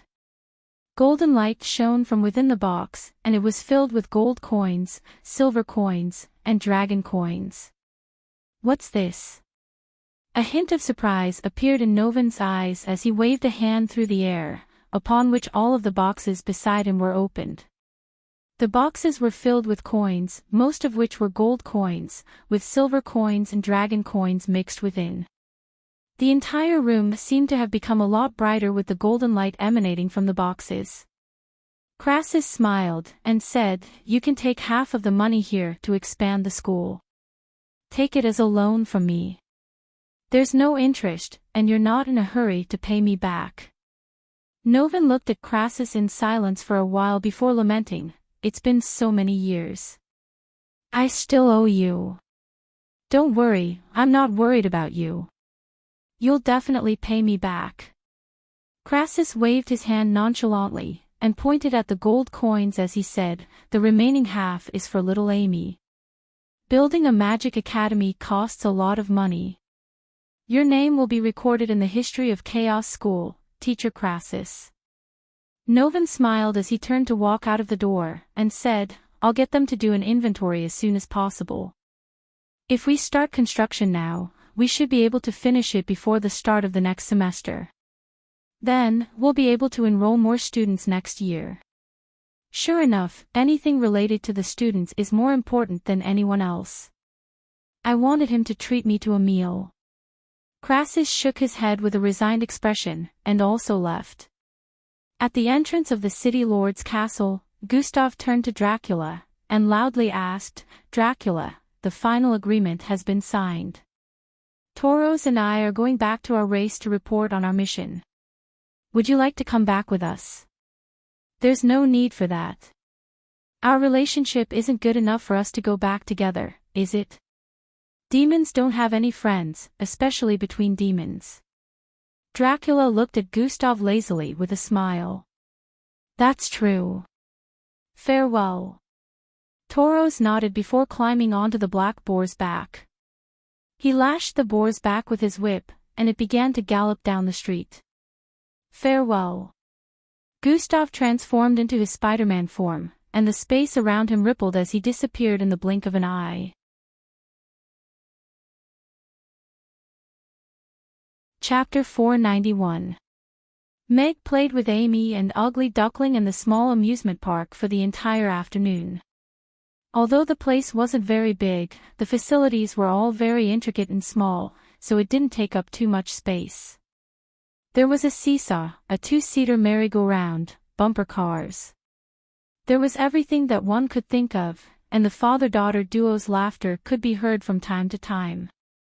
Amy's hair was plastered to her forehead by sweat, and she looked at Meg with excitement in her eyes as she said, This is so fun, father. This amusement park is so fun, and it's purple. It's so beautiful. I have to bring Jessica and Daphne here. They'll definitely love it. Alright, we'll invite them over when they're free. Meg wiped the sweat off Amy's forehead with a smile. He looked at Ugly Duckling, who had just gotten off the merry-go-round, and was completely disoriented. He picked up the two little ones, and walked toward the bathroom as he said, All right, let's stop here for the afternoon. I'll give you two a bath, and then I'll go downstairs to open the shop. Yay! Amy wants to play with bubbles. Amy yelled excitedly. Meow! Ugly Duckling immediately woke up from its daze upon hearing the word bath. It immediately stared at Meg with wide eyes before twisting its body in an attempt to escape from Meg's grasp. Ugly Duckling, if you don't take a bath, then don't sleep on my bed tonight. I don't want to sleep with a dirty guy, Amy warned Ugly Duckling. Meow, Ugly Duckling looked up at Amy, and after a while, it rested its head on Meg's hand with an aggrieved expression, as if it had accepted its fate. You still have to take a bath, Meg said with a smile. Cats didn't like water or baths, but Amy liked to hug Ugly Duckling all day long, so he was very concerned about Ugly Duckling's hygiene. He washed it once a day. After placing Ugly Duckling into its own little basin, Amy also squatted down and gently splashed water on it. The fluffy Ugly Duckling was instantly drenched and pitiful. After applying the shower gel, only its pitiful little head was left exposed. It suddenly shook its head, and the foam splashed onto the two of them, eliciting a burst of giggles from Amy. After bathing the two little guys and putting on clean clothes, Meg also took a shower and changed into a clean chef's suit before taking them downstairs. Yabamia and Sally were sitting downstairs, looking at each other in silence. It was a little awkward. After getting to know each other better, Yabamia became more talkative, while Sally was more aloof. Most of the time, they just sat there with a glass of water in their hands. Amy's clothes are so nice today. Upon hearing footsteps, Yabamia and Sally both turned to look at the counter. Yabamia looked at Amy with a smile before waving at Ugly Duckling. Come here, Ugly Duckling. Ugly Duckling looked up at her before lowering its eyes lazily. It rubbed its little head against Amy's feet and raised its little paws to ask for a hug. Stay here by yourself. No hugs. Amy shook her head before running over to Yabamia. She raised her arms and said coquettishly, Big Sister Mia, I want a hug. All right, let's hug our little Princess Amy. Yabamia picked up Amy with a smile and sat her down on her lap. It's so soft and comfortable, Amy murmured as she rested her head on Yabamia's chest. She found a comfortable position and closed her eyes. Little girl, you're so pretty. You're going to be a great beauty when you grow up. Yabamia looked down at Amy's exquisite face, and her eyelashes fluttered slightly. She was going to be a little beauty now. Her boobs are really big. Sally looked down at Yabamia's chest, and then down at her own. She was instantly a little dejected. Meow, Ugly Duckling sat on the ground and looked at Amy in Yabamia's arms with a pitiful expression. Meg walked into the kitchen with a smile. He liked the harmonious environment of the restaurant the most.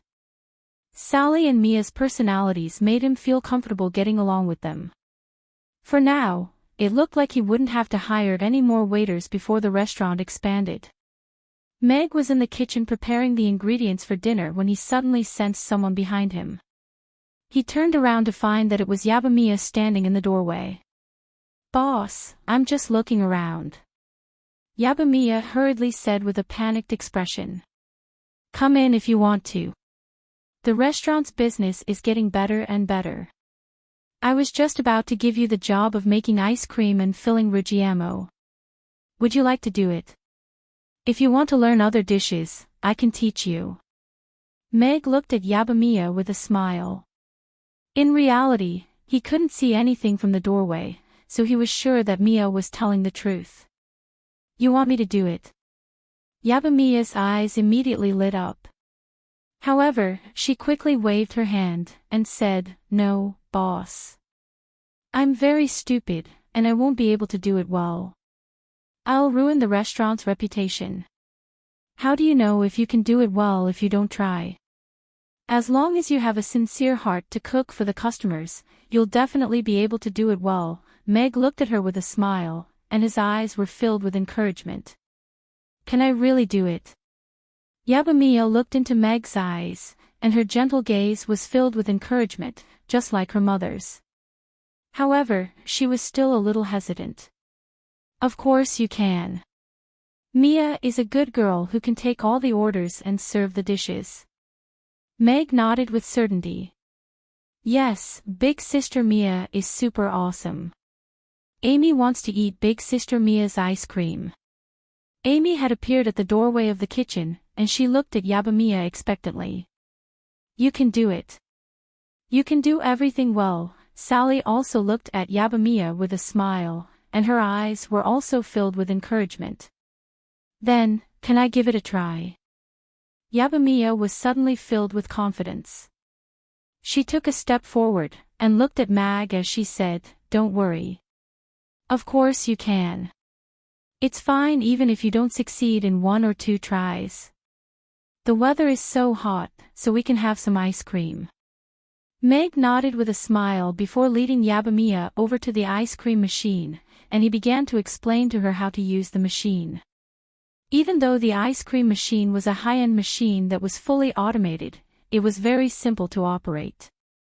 All one had to do was to mix all of the ingredients and operate the machine in an idiot-like manner. The most difficult part was to catch the snowball perfectly at the center of the eggshell when it was falling.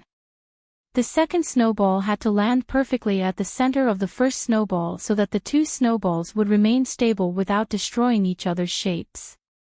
These 2 steps were indeed very technical. At the very least, Meg had practiced many times in the test field for the god of cookery to be able to master them. Let's try it out first. Focus and press this button, and the ice cream machine will be activated. When the ice cream ball falls, use this eggshell to catch it. Meg picked up an eggshell and began to explain to Yabamiya. Yabamiya stood off to the side with an earnest expression, occasionally asking a question or 2. She was used to operating the dishwasher, so she was already immune to the miraculous effects that could be triggered with a single press, so she didn't dwell too much on this topic. "Young master, are you going out?" In the Elven embassy, Yngve was just about to leave when he caught sight of Blower.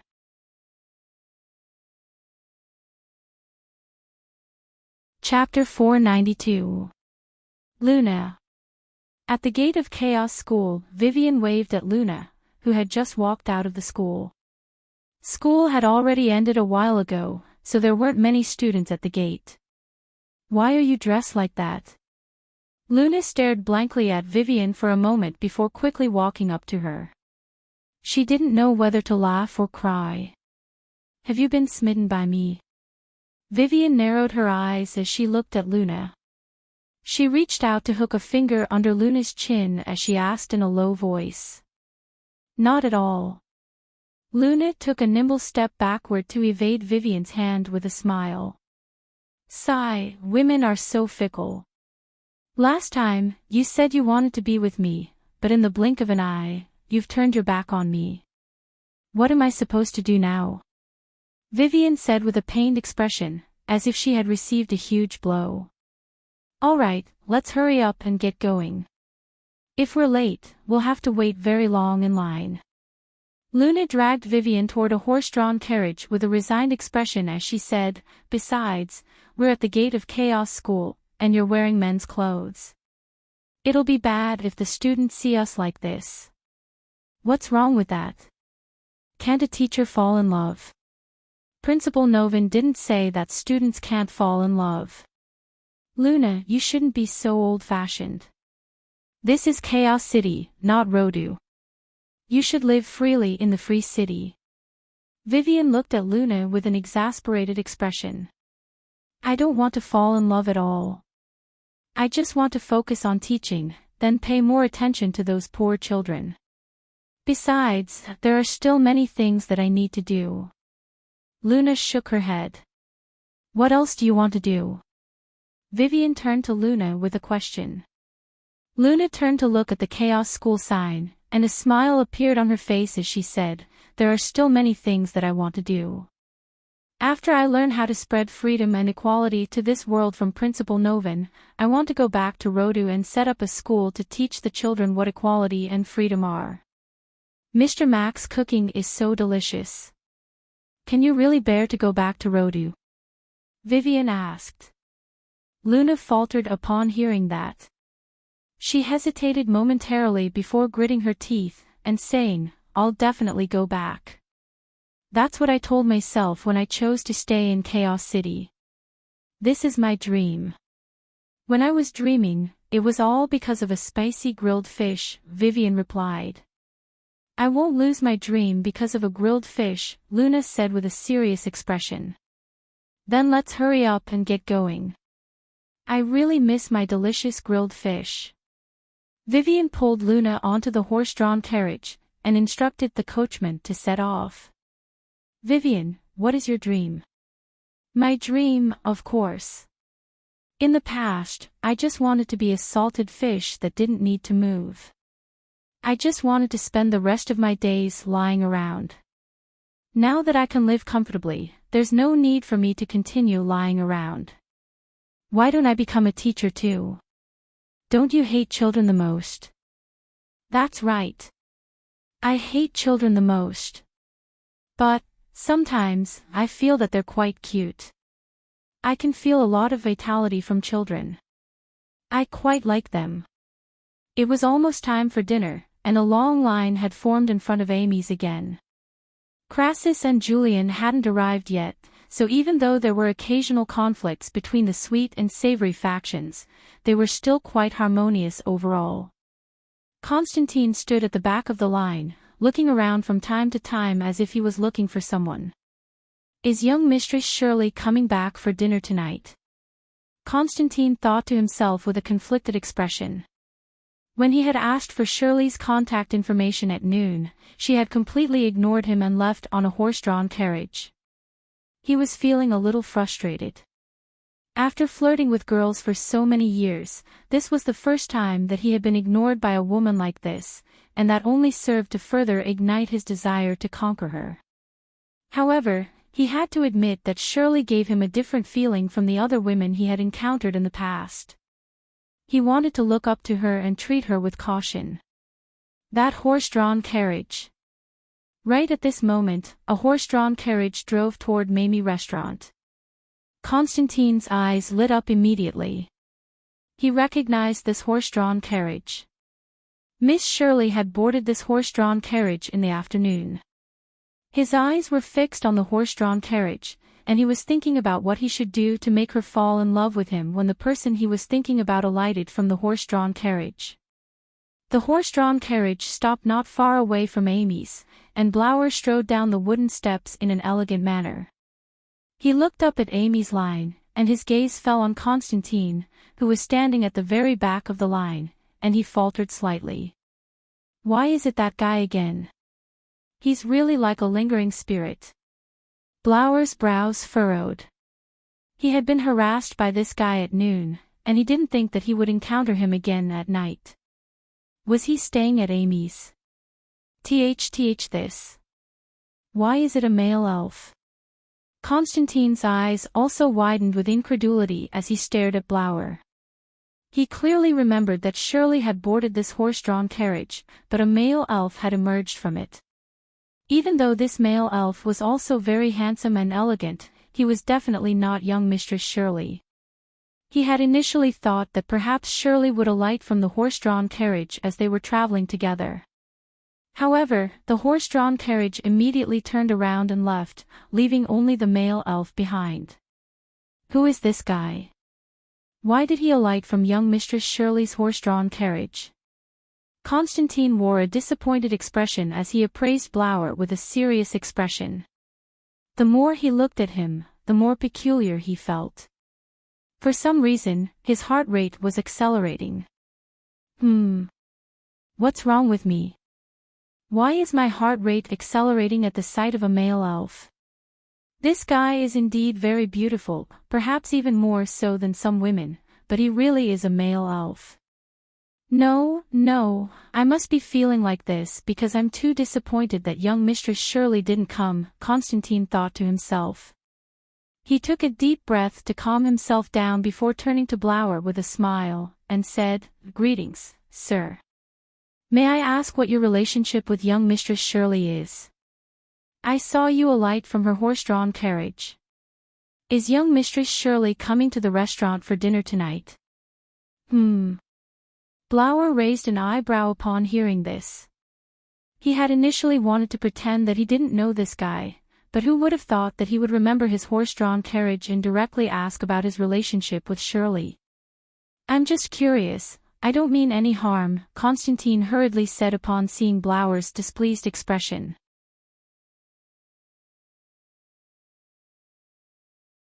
Chapter 493. Many of the customers at the entrance of the restaurant turned to look at Blower. Beautiful young women were quite common, but it was rare to see a man more beautiful than them. Furthermore, he was a beautiful elf, so he immediately attracted the attention of many women. Even the men couldn't help but take a second look at him. Sister. Constantine looked at Blower with a surprised expression. He suddenly discovered that Blower's features did indeed bear some resemblance to Shirley's. If they were siblings, then that would explain why he had come out of Shirley's horse-drawn carriage. That's right. Blower nodded in response. He didn't want to talk to Constantine any further. My name is Constantine. You really do look like young Mistress Shirley. Constantine looked at Blower with a smile. After learning that Blower was Shirley's brother, he was very relieved. At the same time, he began to think about how he could get closer to Blower. Beautiful people all look alike, Blower replied in a calm voice. He didn't really like this guy, but seeing as he had a good eye for beauty, Blower wasn't in a hurry to kill him. Indeed. There are very few elves as beautiful as you and young Mistress Shirley in this world. Constantine nodded with a genuine expression.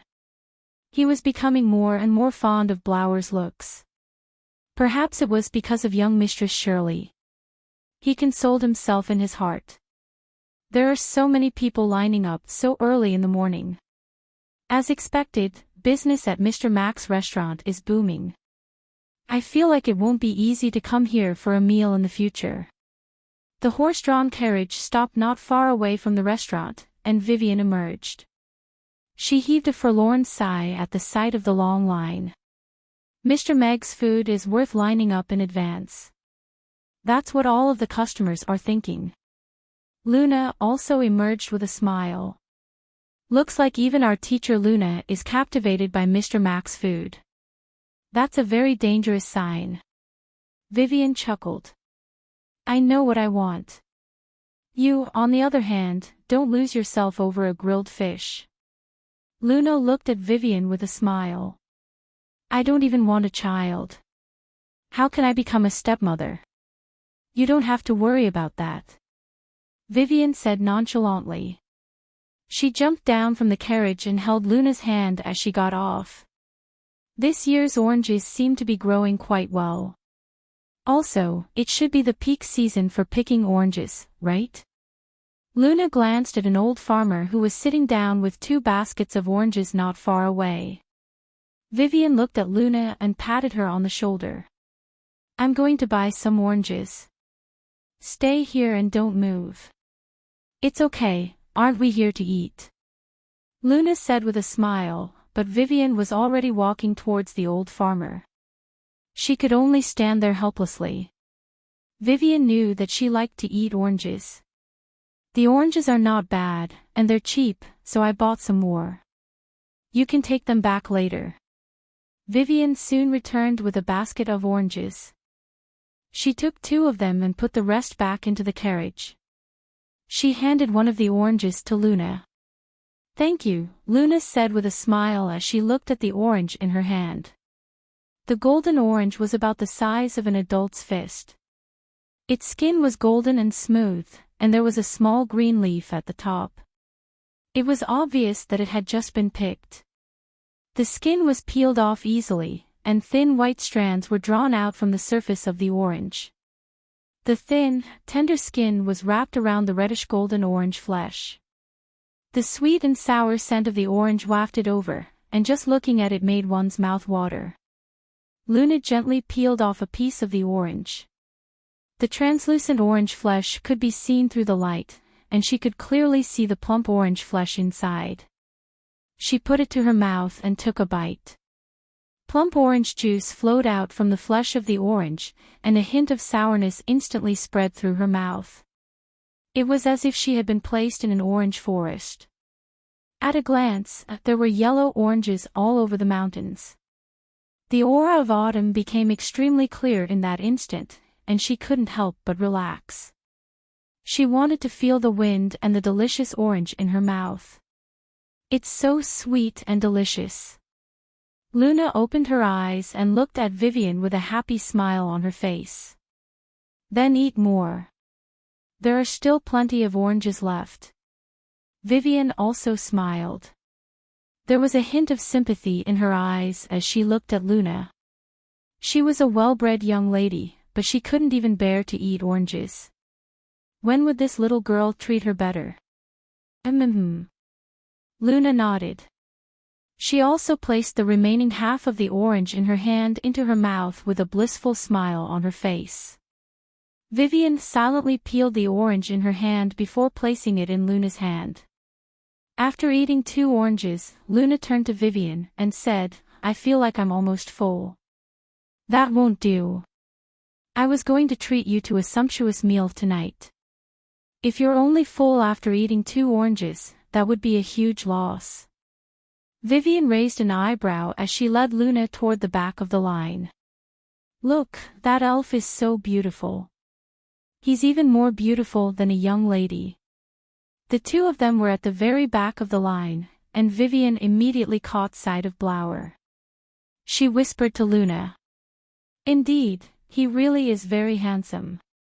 Luna took a glance at Blower, and was also a little stunned by his beauty. He had long golden hair and a set of handsome features. The fact that he could be described as beautiful was a testament to just how stunningly handsome he was. Blower seemed to have sensed someone looking at him from behind, and he turned around. His gaze lingered on Vivian for a while. This man was quite handsome, but he was giving off a strange feeling. He couldn't quite put his finger on it. Perhaps it was a type of mutual attraction between good-looking men, or perhaps there was something about this man that piqued his interest. What is he trying to do? Vivian glared back at Blower at the sight of him staring at her. There were countless good-looking men in the world, and she wasn't infatuated enough to fall in love with every single one of them. Blower withdrew his gaze. He didn't want to waste any time on irrelevant people. This fellow actually dares to ignore me. Vivian raised an eyebrow. She was quite uncomfortable being stared at, but she was also quite displeased to be ignored. She was struck by the urge to beat someone up. Whoosh! A gust of wind swept up, and a massive bat that obscured the entire sky appeared in the air above the Aiden Square. In the blink of an eye, it had arrived in the air above Mama's. It withdrew its wings, and transformed into a man in black. He looked down at the line with furrowed brows, and then turned his gaze to the line at the very front with a smile as he murmured to himself, "I'm a 9th-tier vampire, so I should be able to cut in line, right?" "You want to cut in line?" Julian had just made his way over to Mama's when he raised his head to look at Dracula, who was about to land at the very front of the line.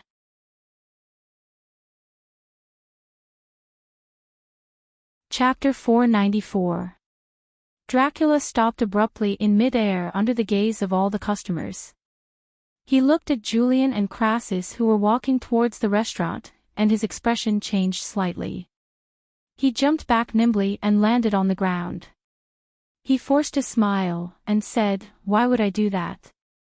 As a noble vampire, I, Dracula, would never do something like cutting the queue. Julian, Lord Crassus, please do as you please. I'll go to the back of the line first." As soon as Dracula turned around, the smile on his face disappeared, and a few drops of cold sweat trickled down his cheeks. Although admitting defeat was a shameful thing for a level 9 vampire ancestor, it was obviously a wise choice to admit defeat in front of 2 level 10 great mages, the God of Fire and the Lord of Ice. What's wrong with this world? I almost got into trouble when I cut the queue. Luckily, I stopped in time. Otherwise, I would have been hung up and beaten. These 2 are the ferocious people who annihilated the man-eating demons.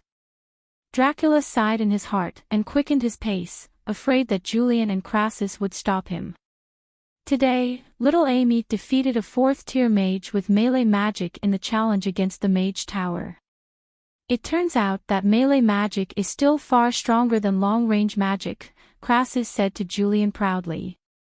He could not be bothered with Dracula at all. A 4th-tier mage. Is little boss's strength already so terrifying? A 4th-tier mage at the age of 4. Such talent is simply a peerless genius. Even Princess Irina back then could not become a 4th-tier mage at the age of 4, right? The customers at the entrance of the restaurant were in an uproar when they heard Crassus' words. They saw Amy acting cute every day, and subconsciously thought of her as a harmless little girl. Now that they suddenly heard that she had defeated a 4th-tier mage, the shock in their hearts was indescribable. A 4th-tier magician would be a mid-tier magician.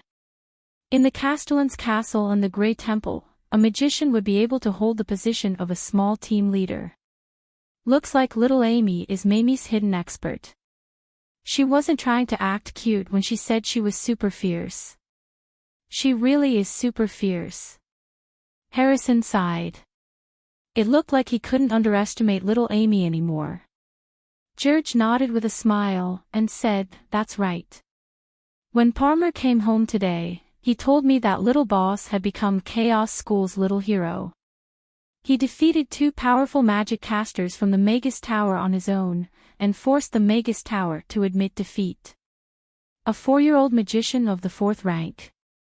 It seems that the little girl is indeed a super genius. It is necessary to let the clan know about this.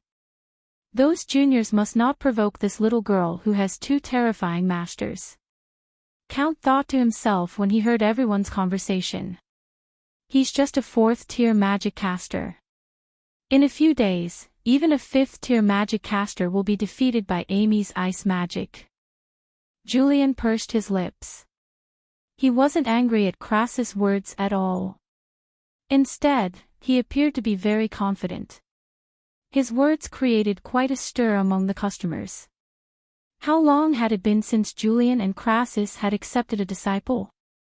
Amy's strength had improved so quickly that she was most likely going to break one record after another in the magic world. As expected of someone whom the Lord of Ice and the Lord of Fire were fighting over to take in as their disciple, even going as far as to set aside their century-old grudge to take in. When that time comes, 6th-tier magic casters will already be trembling under little Amy's magic caster's staff. Crassus also didn't back down. He walked to the front of the sweet team. Who knows? Julian chuckled coldly. He stood in front of the savory team. His icy aura clashed with the fiery aura of the sweet and savory team, and the atmosphere between the sweet and savory teams became tense again. An elven brat. Dracula was quite relieved that Crassus and Julian weren't targeting him.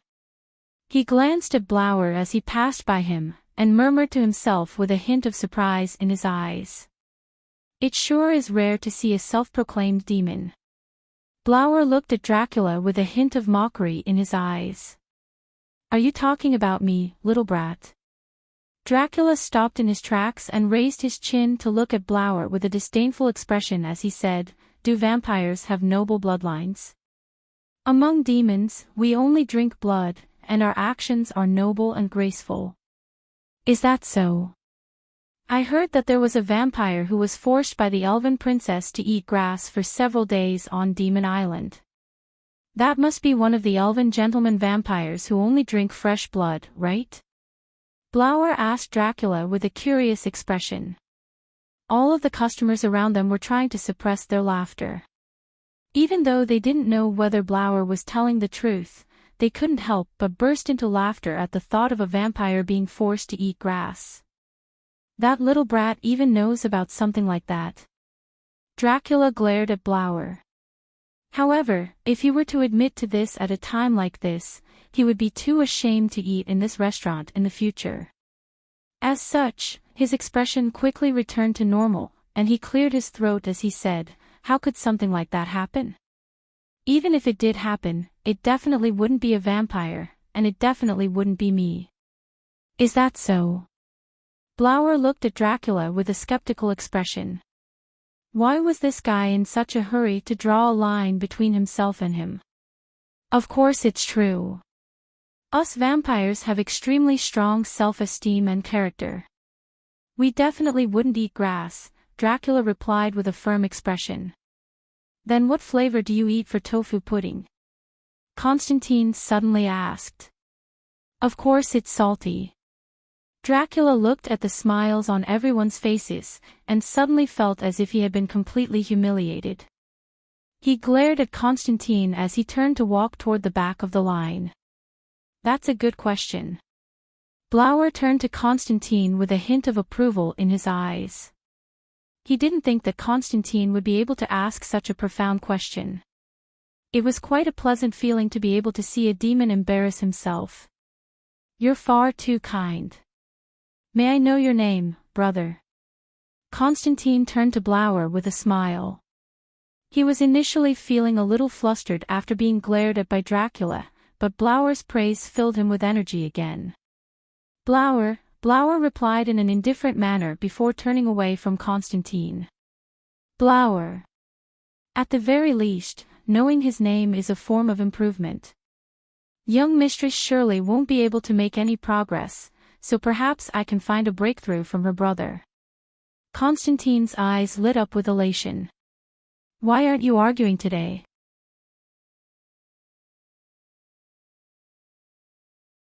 Chapter 495. The restaurant entrance instantly fell silent. All of the customers looked on with peculiar expressions as Amy sat down with Ugly Duckling in her arms and rested her chin on the kitten's head with an expectant look on her face. Even though they were already used to Amy sitting on a stool and cheering them on, they still felt rather conflicted when they heard her say those words with a hint of disappointment in her eyes. They felt as if their debate for the sake of their beliefs had turned into a performance. Amy looked at the silent customers and pondered for a while before turning to Crassus and Julian with a curious look on her face. Master Halfbeard, Master Turtle, which one of you is more powerful? All of the customers standing behind Crassus and Julian immediately took a few steps back. Everyone was also rather curious.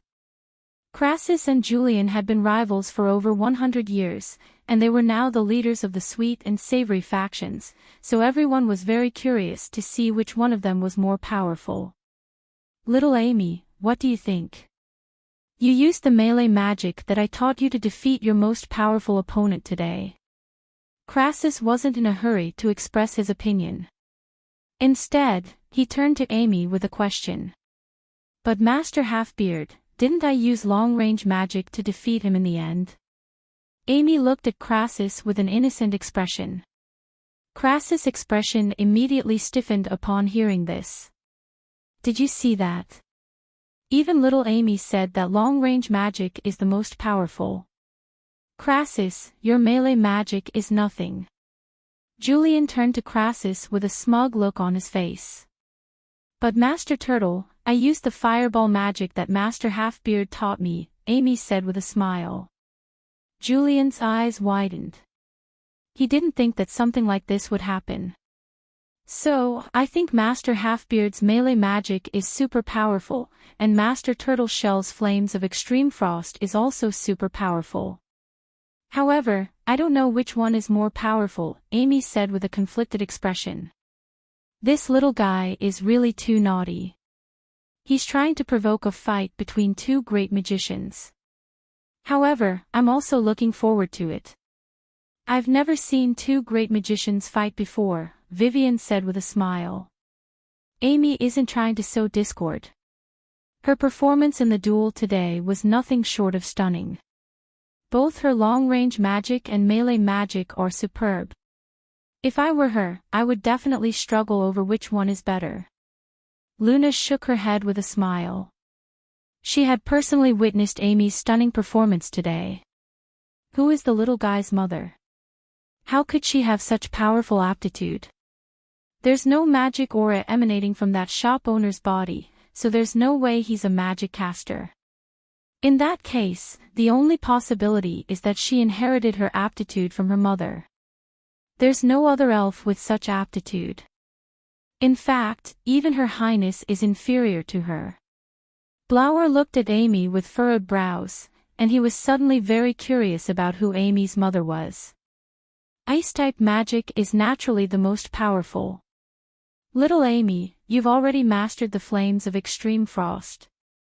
Now, I'm going to teach you true ice-type magic. The frost dragon manifested from ice and frost is undeniably powerful. Julian looked at Amy with an earnest expression, and a frosty aura surged toward the Crassus like a sharp sword. That's just for show. Little Amy, I'm going to teach you even more powerful melee magic now. Regardless of whether your opponent is a magic caster or a knight, you'll only need to use a single strike of your staff to defeat them. Crassus was also guiding her patiently. He stomped his foot lightly, and a wall of fire rose up around him, which easily kept the sword of ice at bay. All of the customers in the back retreated even further away in fear of being caught in the crossfire. The situation became even more tense. The aura released by a great magic caster was extraordinarily powerful. Even though the magic was restricted to a certain range, the fact that it could erupt at any moment made everyone feel very nervous. It's time for business. Welcome. Right at this moment, the restaurant's door was opened, and Meg emerged with a smile on his face. He patted Amy's head, and thought to himself, this little guy really loves to stir up trouble. However, to be honest, he was also quite curious about who was more powerful between Julian and Crassus. If it weren't for the fact that he was worried that a fight between them would accidentally destroy the restaurant, he would have joined in to sow discord between them. Then let's eat. Amy scooted her little stool over to the side, and made a mischievous face at Meg. Humph. Crassus and Julian harumphed in unison before withdrawing their auras and making their way into the restaurant. Mr. Blower and I hit it off right away. Would I have the honor of sitting with you later? Constantine turned to Blower with an expectant look on his face. You can sit wherever you want, Blower replied in an indifferent manner. As expected, they really are siblings. Even their tones and attitudes are so similar. However, it seems like Mr. Blower is more approachable. Constantine wasn't displeased by Blower's attitude in the slightest. He nodded with a smile, and said, sure. The customers made their way into the restaurant, and Amy quickly noticed Blower.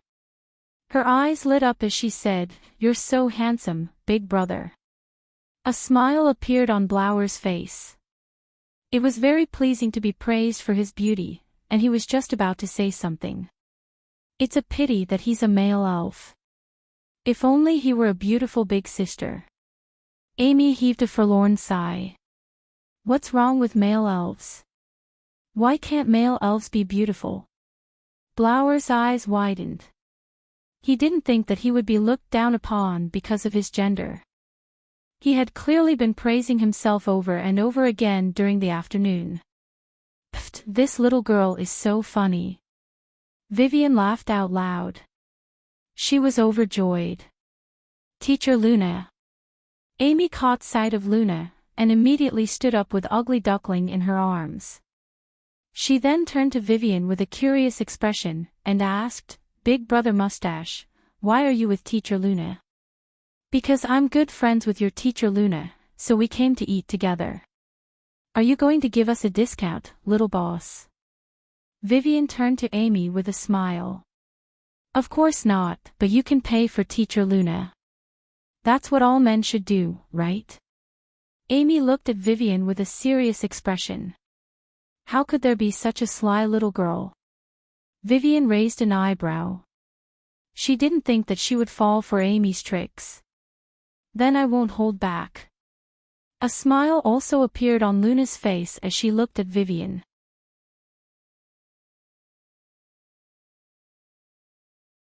Chapter 496.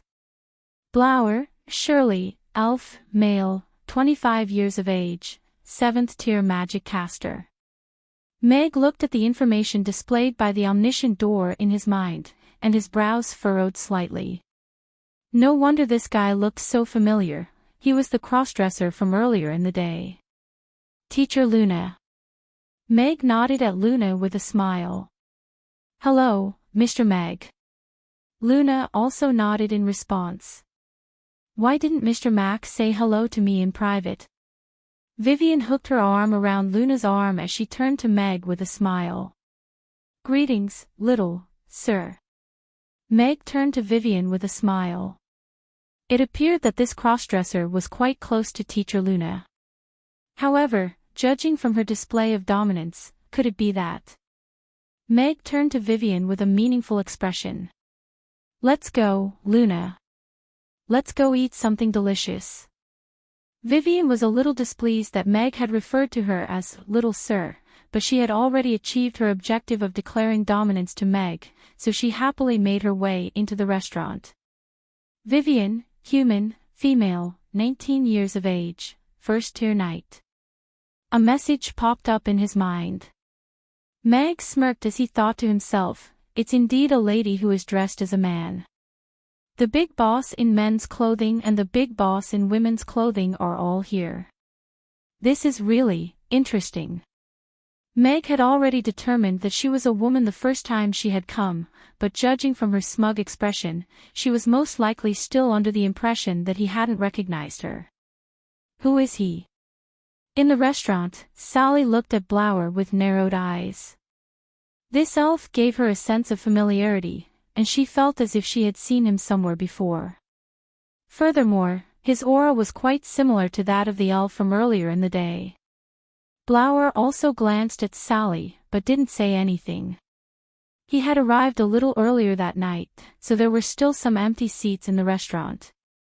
He chose an empty seat and sat down. Constantine sat down across from Blower with a smile on his face, and flipped open the menu as he said, "This must be your first time at Amy's, right? Mr. Mac's food is the best in the Aiden Square. I'll have a Yangzhou fried rice, a mocha ice cream, and a sweet tofu pudding," Blower said to Yabamiya without even looking at the menu. "All right, please wait a moment." Yabamiya nodded with a smile before turning to Constantine and asking, "Sir, what would you like to order?" "I'd like the same as him." "Thank you." Constantine quickly regained his composure and nodded slightly. "All right, please wait a moment," Yabamiya said with a smile as she turned and walked towards the kitchen. Constantine had been trying to find a conversation topic this entire time, but Blower only gave him an occasional response. Most of the time, he was observing Sally. Constantine followed Blower's gaze, and murmured, "That's young Mistress Aisha, a waitress at Amy's. I wonder what method Mr. Mac used to get such a beautiful and aloof elf to work as a waitress at his restaurant. Aisha. Looks like she changed her name in order to hide her identity. However, working as a waitress at such a popular restaurant is a little clumsy. Even if Ingve keeps the news under wraps for now, it won't be long before news of her working as a waitress here reaches the Brewster family." Blower's interest was piqued by Constantine's words, and he asked, "Do you know how long she's been working here?" "It should be over a month. In any case, she was already here when I first came here. Amy's has only been open for a little over a month, and it's already one of the top restaurants on the Aiden Square Food Competition Rankings Board. It's a miracle." Constantine hurriedly replied. This was the first time Blower had taken the initiative to ask him a question, so he was naturally a little excited. "That's right." Blower nodded before turning back to his chopstick holder with a bored expression. He ignored Constantine. Ingve had already told him everything that he needed to know, so there was no need for him to ask any more questions. Constantine had thought that he had successfully started a conversation, but he was caught up in the awkward conversation again. However, in order to earn some favorable impression points from Blower, he persisted in the awkward conversation. Sally was carefully observing Blower. She didn't know who he was, but the fact that two powerful elves had come to the restaurant in the afternoon and at night made her a little nervous. If they had come from the Wind Forest, then it was very likely that they were here for her. She had only just reached Chaos City after running away from home, and she didn't want to go back just like that. That would be a far cry from her original goal. Even though she wasn't sure when she would want to leave Mamie's, she still had dreams. She was confident that she would be able to leave Mamie's one day and embark on her journey again. Elves had long lifespans of 800 years, and she didn't want to spend that time in the Wind Forest. She also didn't want to give herself to a man whom she didn't know or even have met before meeting more people. Furthermore, she had a blueprint in her heart. Even though her brethren wandering the Norland continent had been abandoned by the god of life, she still wanted to gather them together again so that they could return to the Wind Forest and the god of life's embrace and blessings. A life without a home and faith was bound to be filled with despair. She didn't want to be some elven queen, but she was willing to be a guide for her brethren so that they could return to the Wind Forest.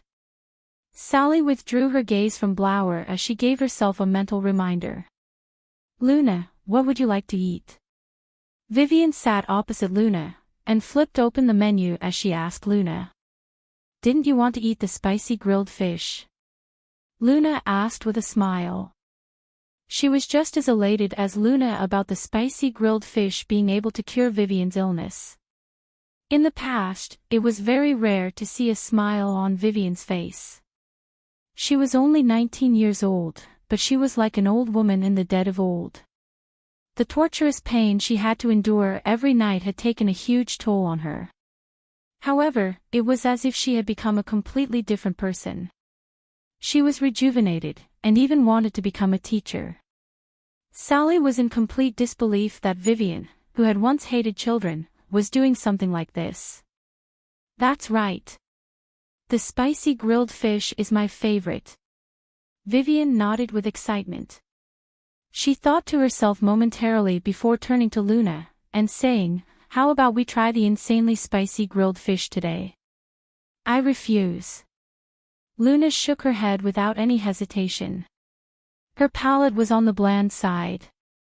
She had only eaten a little spicy grilled fish during the restaurant gathering, and even just the medium spicy grilled fish was too much for her to handle.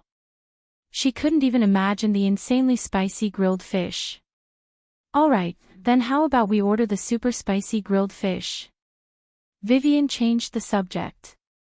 Alright, then let's order the super spicy grilled fish. Luna nodded with a smile at the sight of Vivian's expectant expression.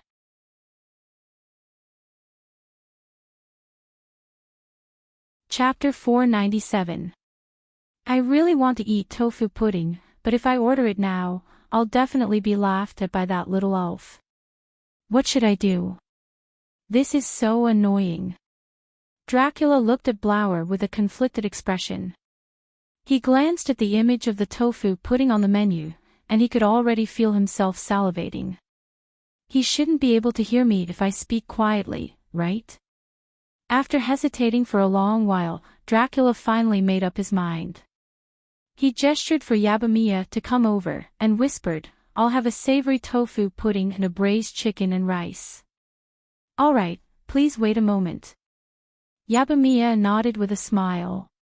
She had a very deep impression of this vampire demon, who had been exposed as a vegetarian for many days during the negotiations between the dragons and demons.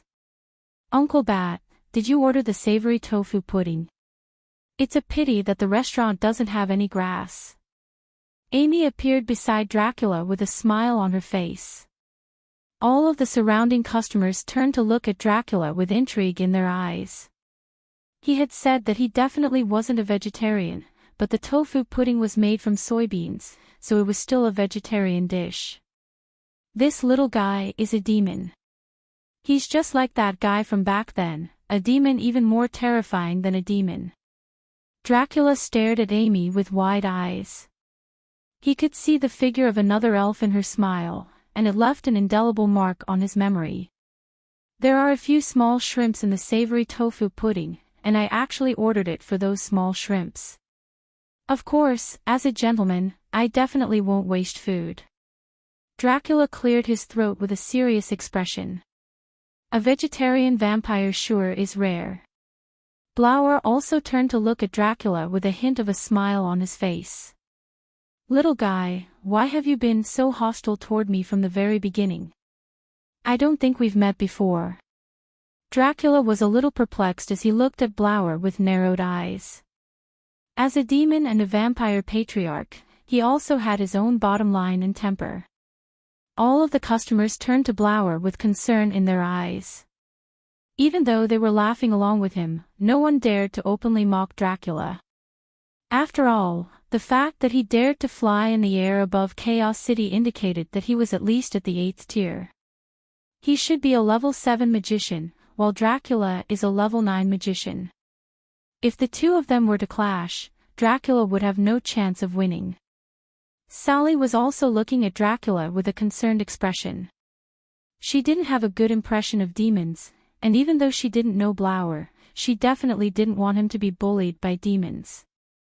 Does the enmity between elves and demons need any other reason?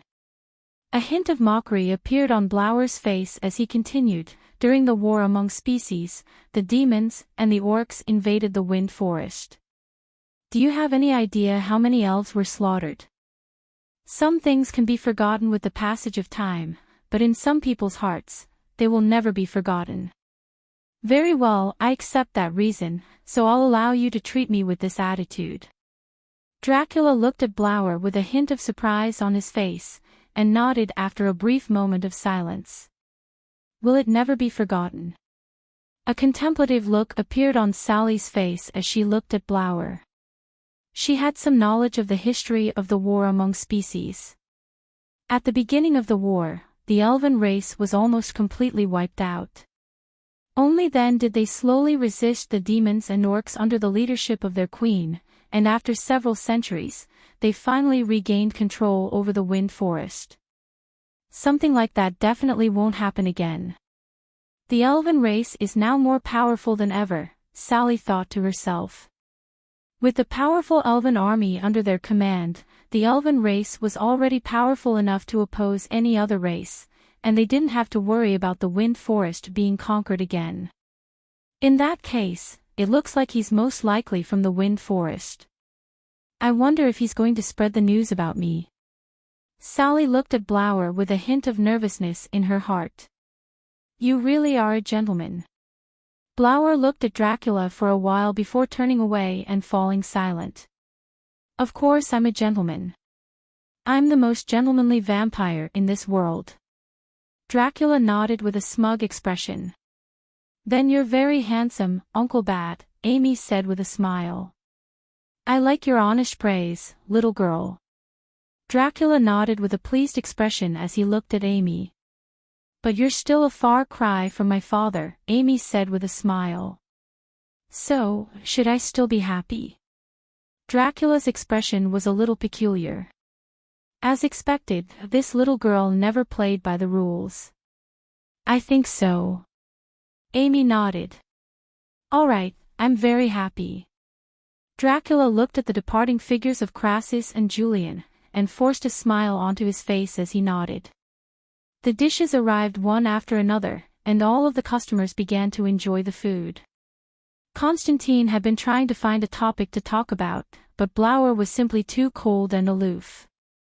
Just like Shirley, it was as if he were invisible, and Constantine didn't know what to say. Blower finished his food in silence.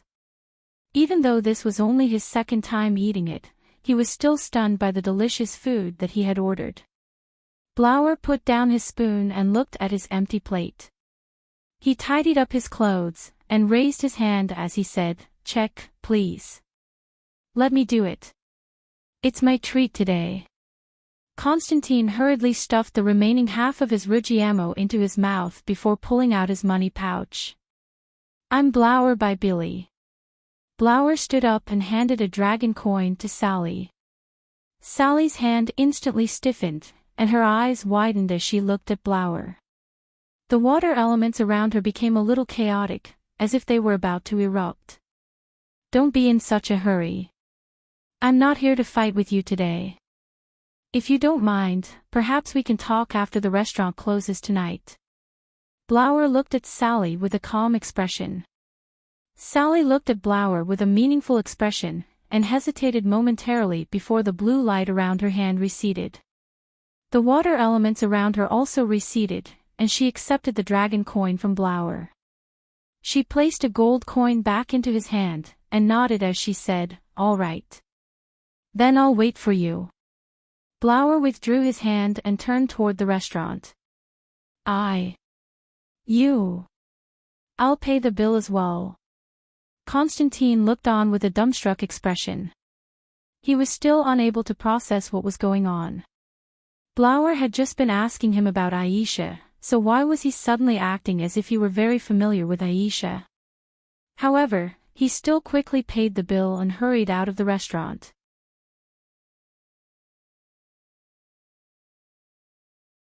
Chapter 498. The super spicy dish really is extraordinary, but it's so delicious. I feel like my entire body is on fire. It's like my insides are on fire. Vivian panted heavily with sweat beading on her forehead as she looked at Luna with elation. "It's too spicy. I don't think I can eat too much. Otherwise, I'm going to get heaty tomorrow." Luna's nose and eyes were both red, and she was gently wiping away the tears that were flowing uncontrollably from the corners of her eyes with a white handkerchief. This level of spiciness was already beyond her tolerance level, and she couldn't even handle a little bit of it. "Don't worry, Luna, I won't get heaty. I eat it every day, and I'm fine." Vivian waved a hand in response before placing another large piece of fish into her mouth. The spicy sensation spread throughout her entire body, and the residual frosty energy within her body was slowly dispelled. After the spiciness level increased, this sensation became more pronounced again. "At this rate, I feel like I'll be able to make a full recovery in a month or two," Vivian said with elation. "Then you should eat more. This spicy grilled fish was made just for you." Luna was also looking at Vivian with a smile on her face. Countless doctors and magic casters were at a loss for what to do, but in the end, Vivian's condition had been cured by a delicious spicy grilled fish. What a wonderful coincidence. Vivian nodded with a smile, and said, "That's right. He was born just for me. When I recover from my illness, I'm going to give Boss Mag a plaque with the words 'Unparalleled Divine Doctor' written on it." Luna couldn't help but burst into laughter. She tapped Vivian's forehead with an exasperated look, and said, "If you give Mr. Mac a plaque, where is he going to hang it? He's clearly a good chef. A restaurant owner who can't treat illnesses isn't a good chef." Vivian shrugged in response. "You're such a jerk." Luna scooped a spoonful of tofu pudding into her mouth to alleviate the spiciness in her mouth. In her opinion, bland food was more suitable for her. That elf was really good-looking. It's a pity that he's gone. It's been a long time since I've seen a man who's pleasing to the eye. Vivian looked back at the restaurant with a wistful expression. "You like him?" Luna asked with a smile. "Of course not. How could I like him?" Vivian raised an eyebrow as she whispered, "Besides, do you think a good-looking guy like him would like a woman who's uglier than him? For such a man, other than finding a prettier woman, the only other option left is to find another man. Don't talk nonsense." Luna glared at Vivian, her eyes filled with fear. "Hee, that's hard to say," Vivian replied nonchalantly as she continued to eat her grilled fish. Luna's, her fiancé's. The Bi-Billy family was even more powerful than the Brewster family in the elven race, which was why the engagement had been set without her. However, Sally had only seen her fiancé, who was known as the most handsome man in the elven race, when she was young. He was a shy little boy who liked to hide in a tree, and she had never seen him again. She didn't expect him to find Mamie's today, and it was obvious that he was here for her. Who was the person at noon? Sally frowned as she thought to herself. Her peaceful life seemed to have been disrupted all of a sudden. Should she resign herself to her fate and return to the wind forest, or should she leave Mama's and continue to wander around? Both choices made her feel a little frustrated. Aisha, what's wrong? Yabamiya gently patted Sally's arm, and handed her the gold coin that she had just received with a concerned look on her face. Oh, it's nothing. Sally forced a smile and took the gold coins from Yabamiya's hands. She pulled herself together and continued to collect money and clean the table. What happened to Aisha? She's not like this normally. Yabamiya looked at Sally with a worried expression, but she was quickly called over by the customers next to her, and she began to work again. Sally ran away from home, so logically speaking, it's normal for her family to want her to return home. However, it's up to her whether she wants to go back or not. If it's really necessary, perhaps we can ask Crassus and Julian to help her.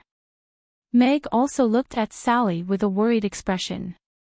Although he had expected this day to come, he still felt a little conflicted when it actually happened. Boss Mag, I still sincerely invite you to open a restaurant on the Chaotic Islands. I swear on the reputation of the vampire race that I will ensure your safety and business. Your business will definitely not be worse than here. Dracula paid for his meal, and walked to the entrance of the kitchen with a sincere expression. Before Mag could reply, many hostile gazes had already landed on him. All of the customers in the restaurant were looking at him meaningfully. This was a blatant attempt to snatch someone away from them right in front of their faces.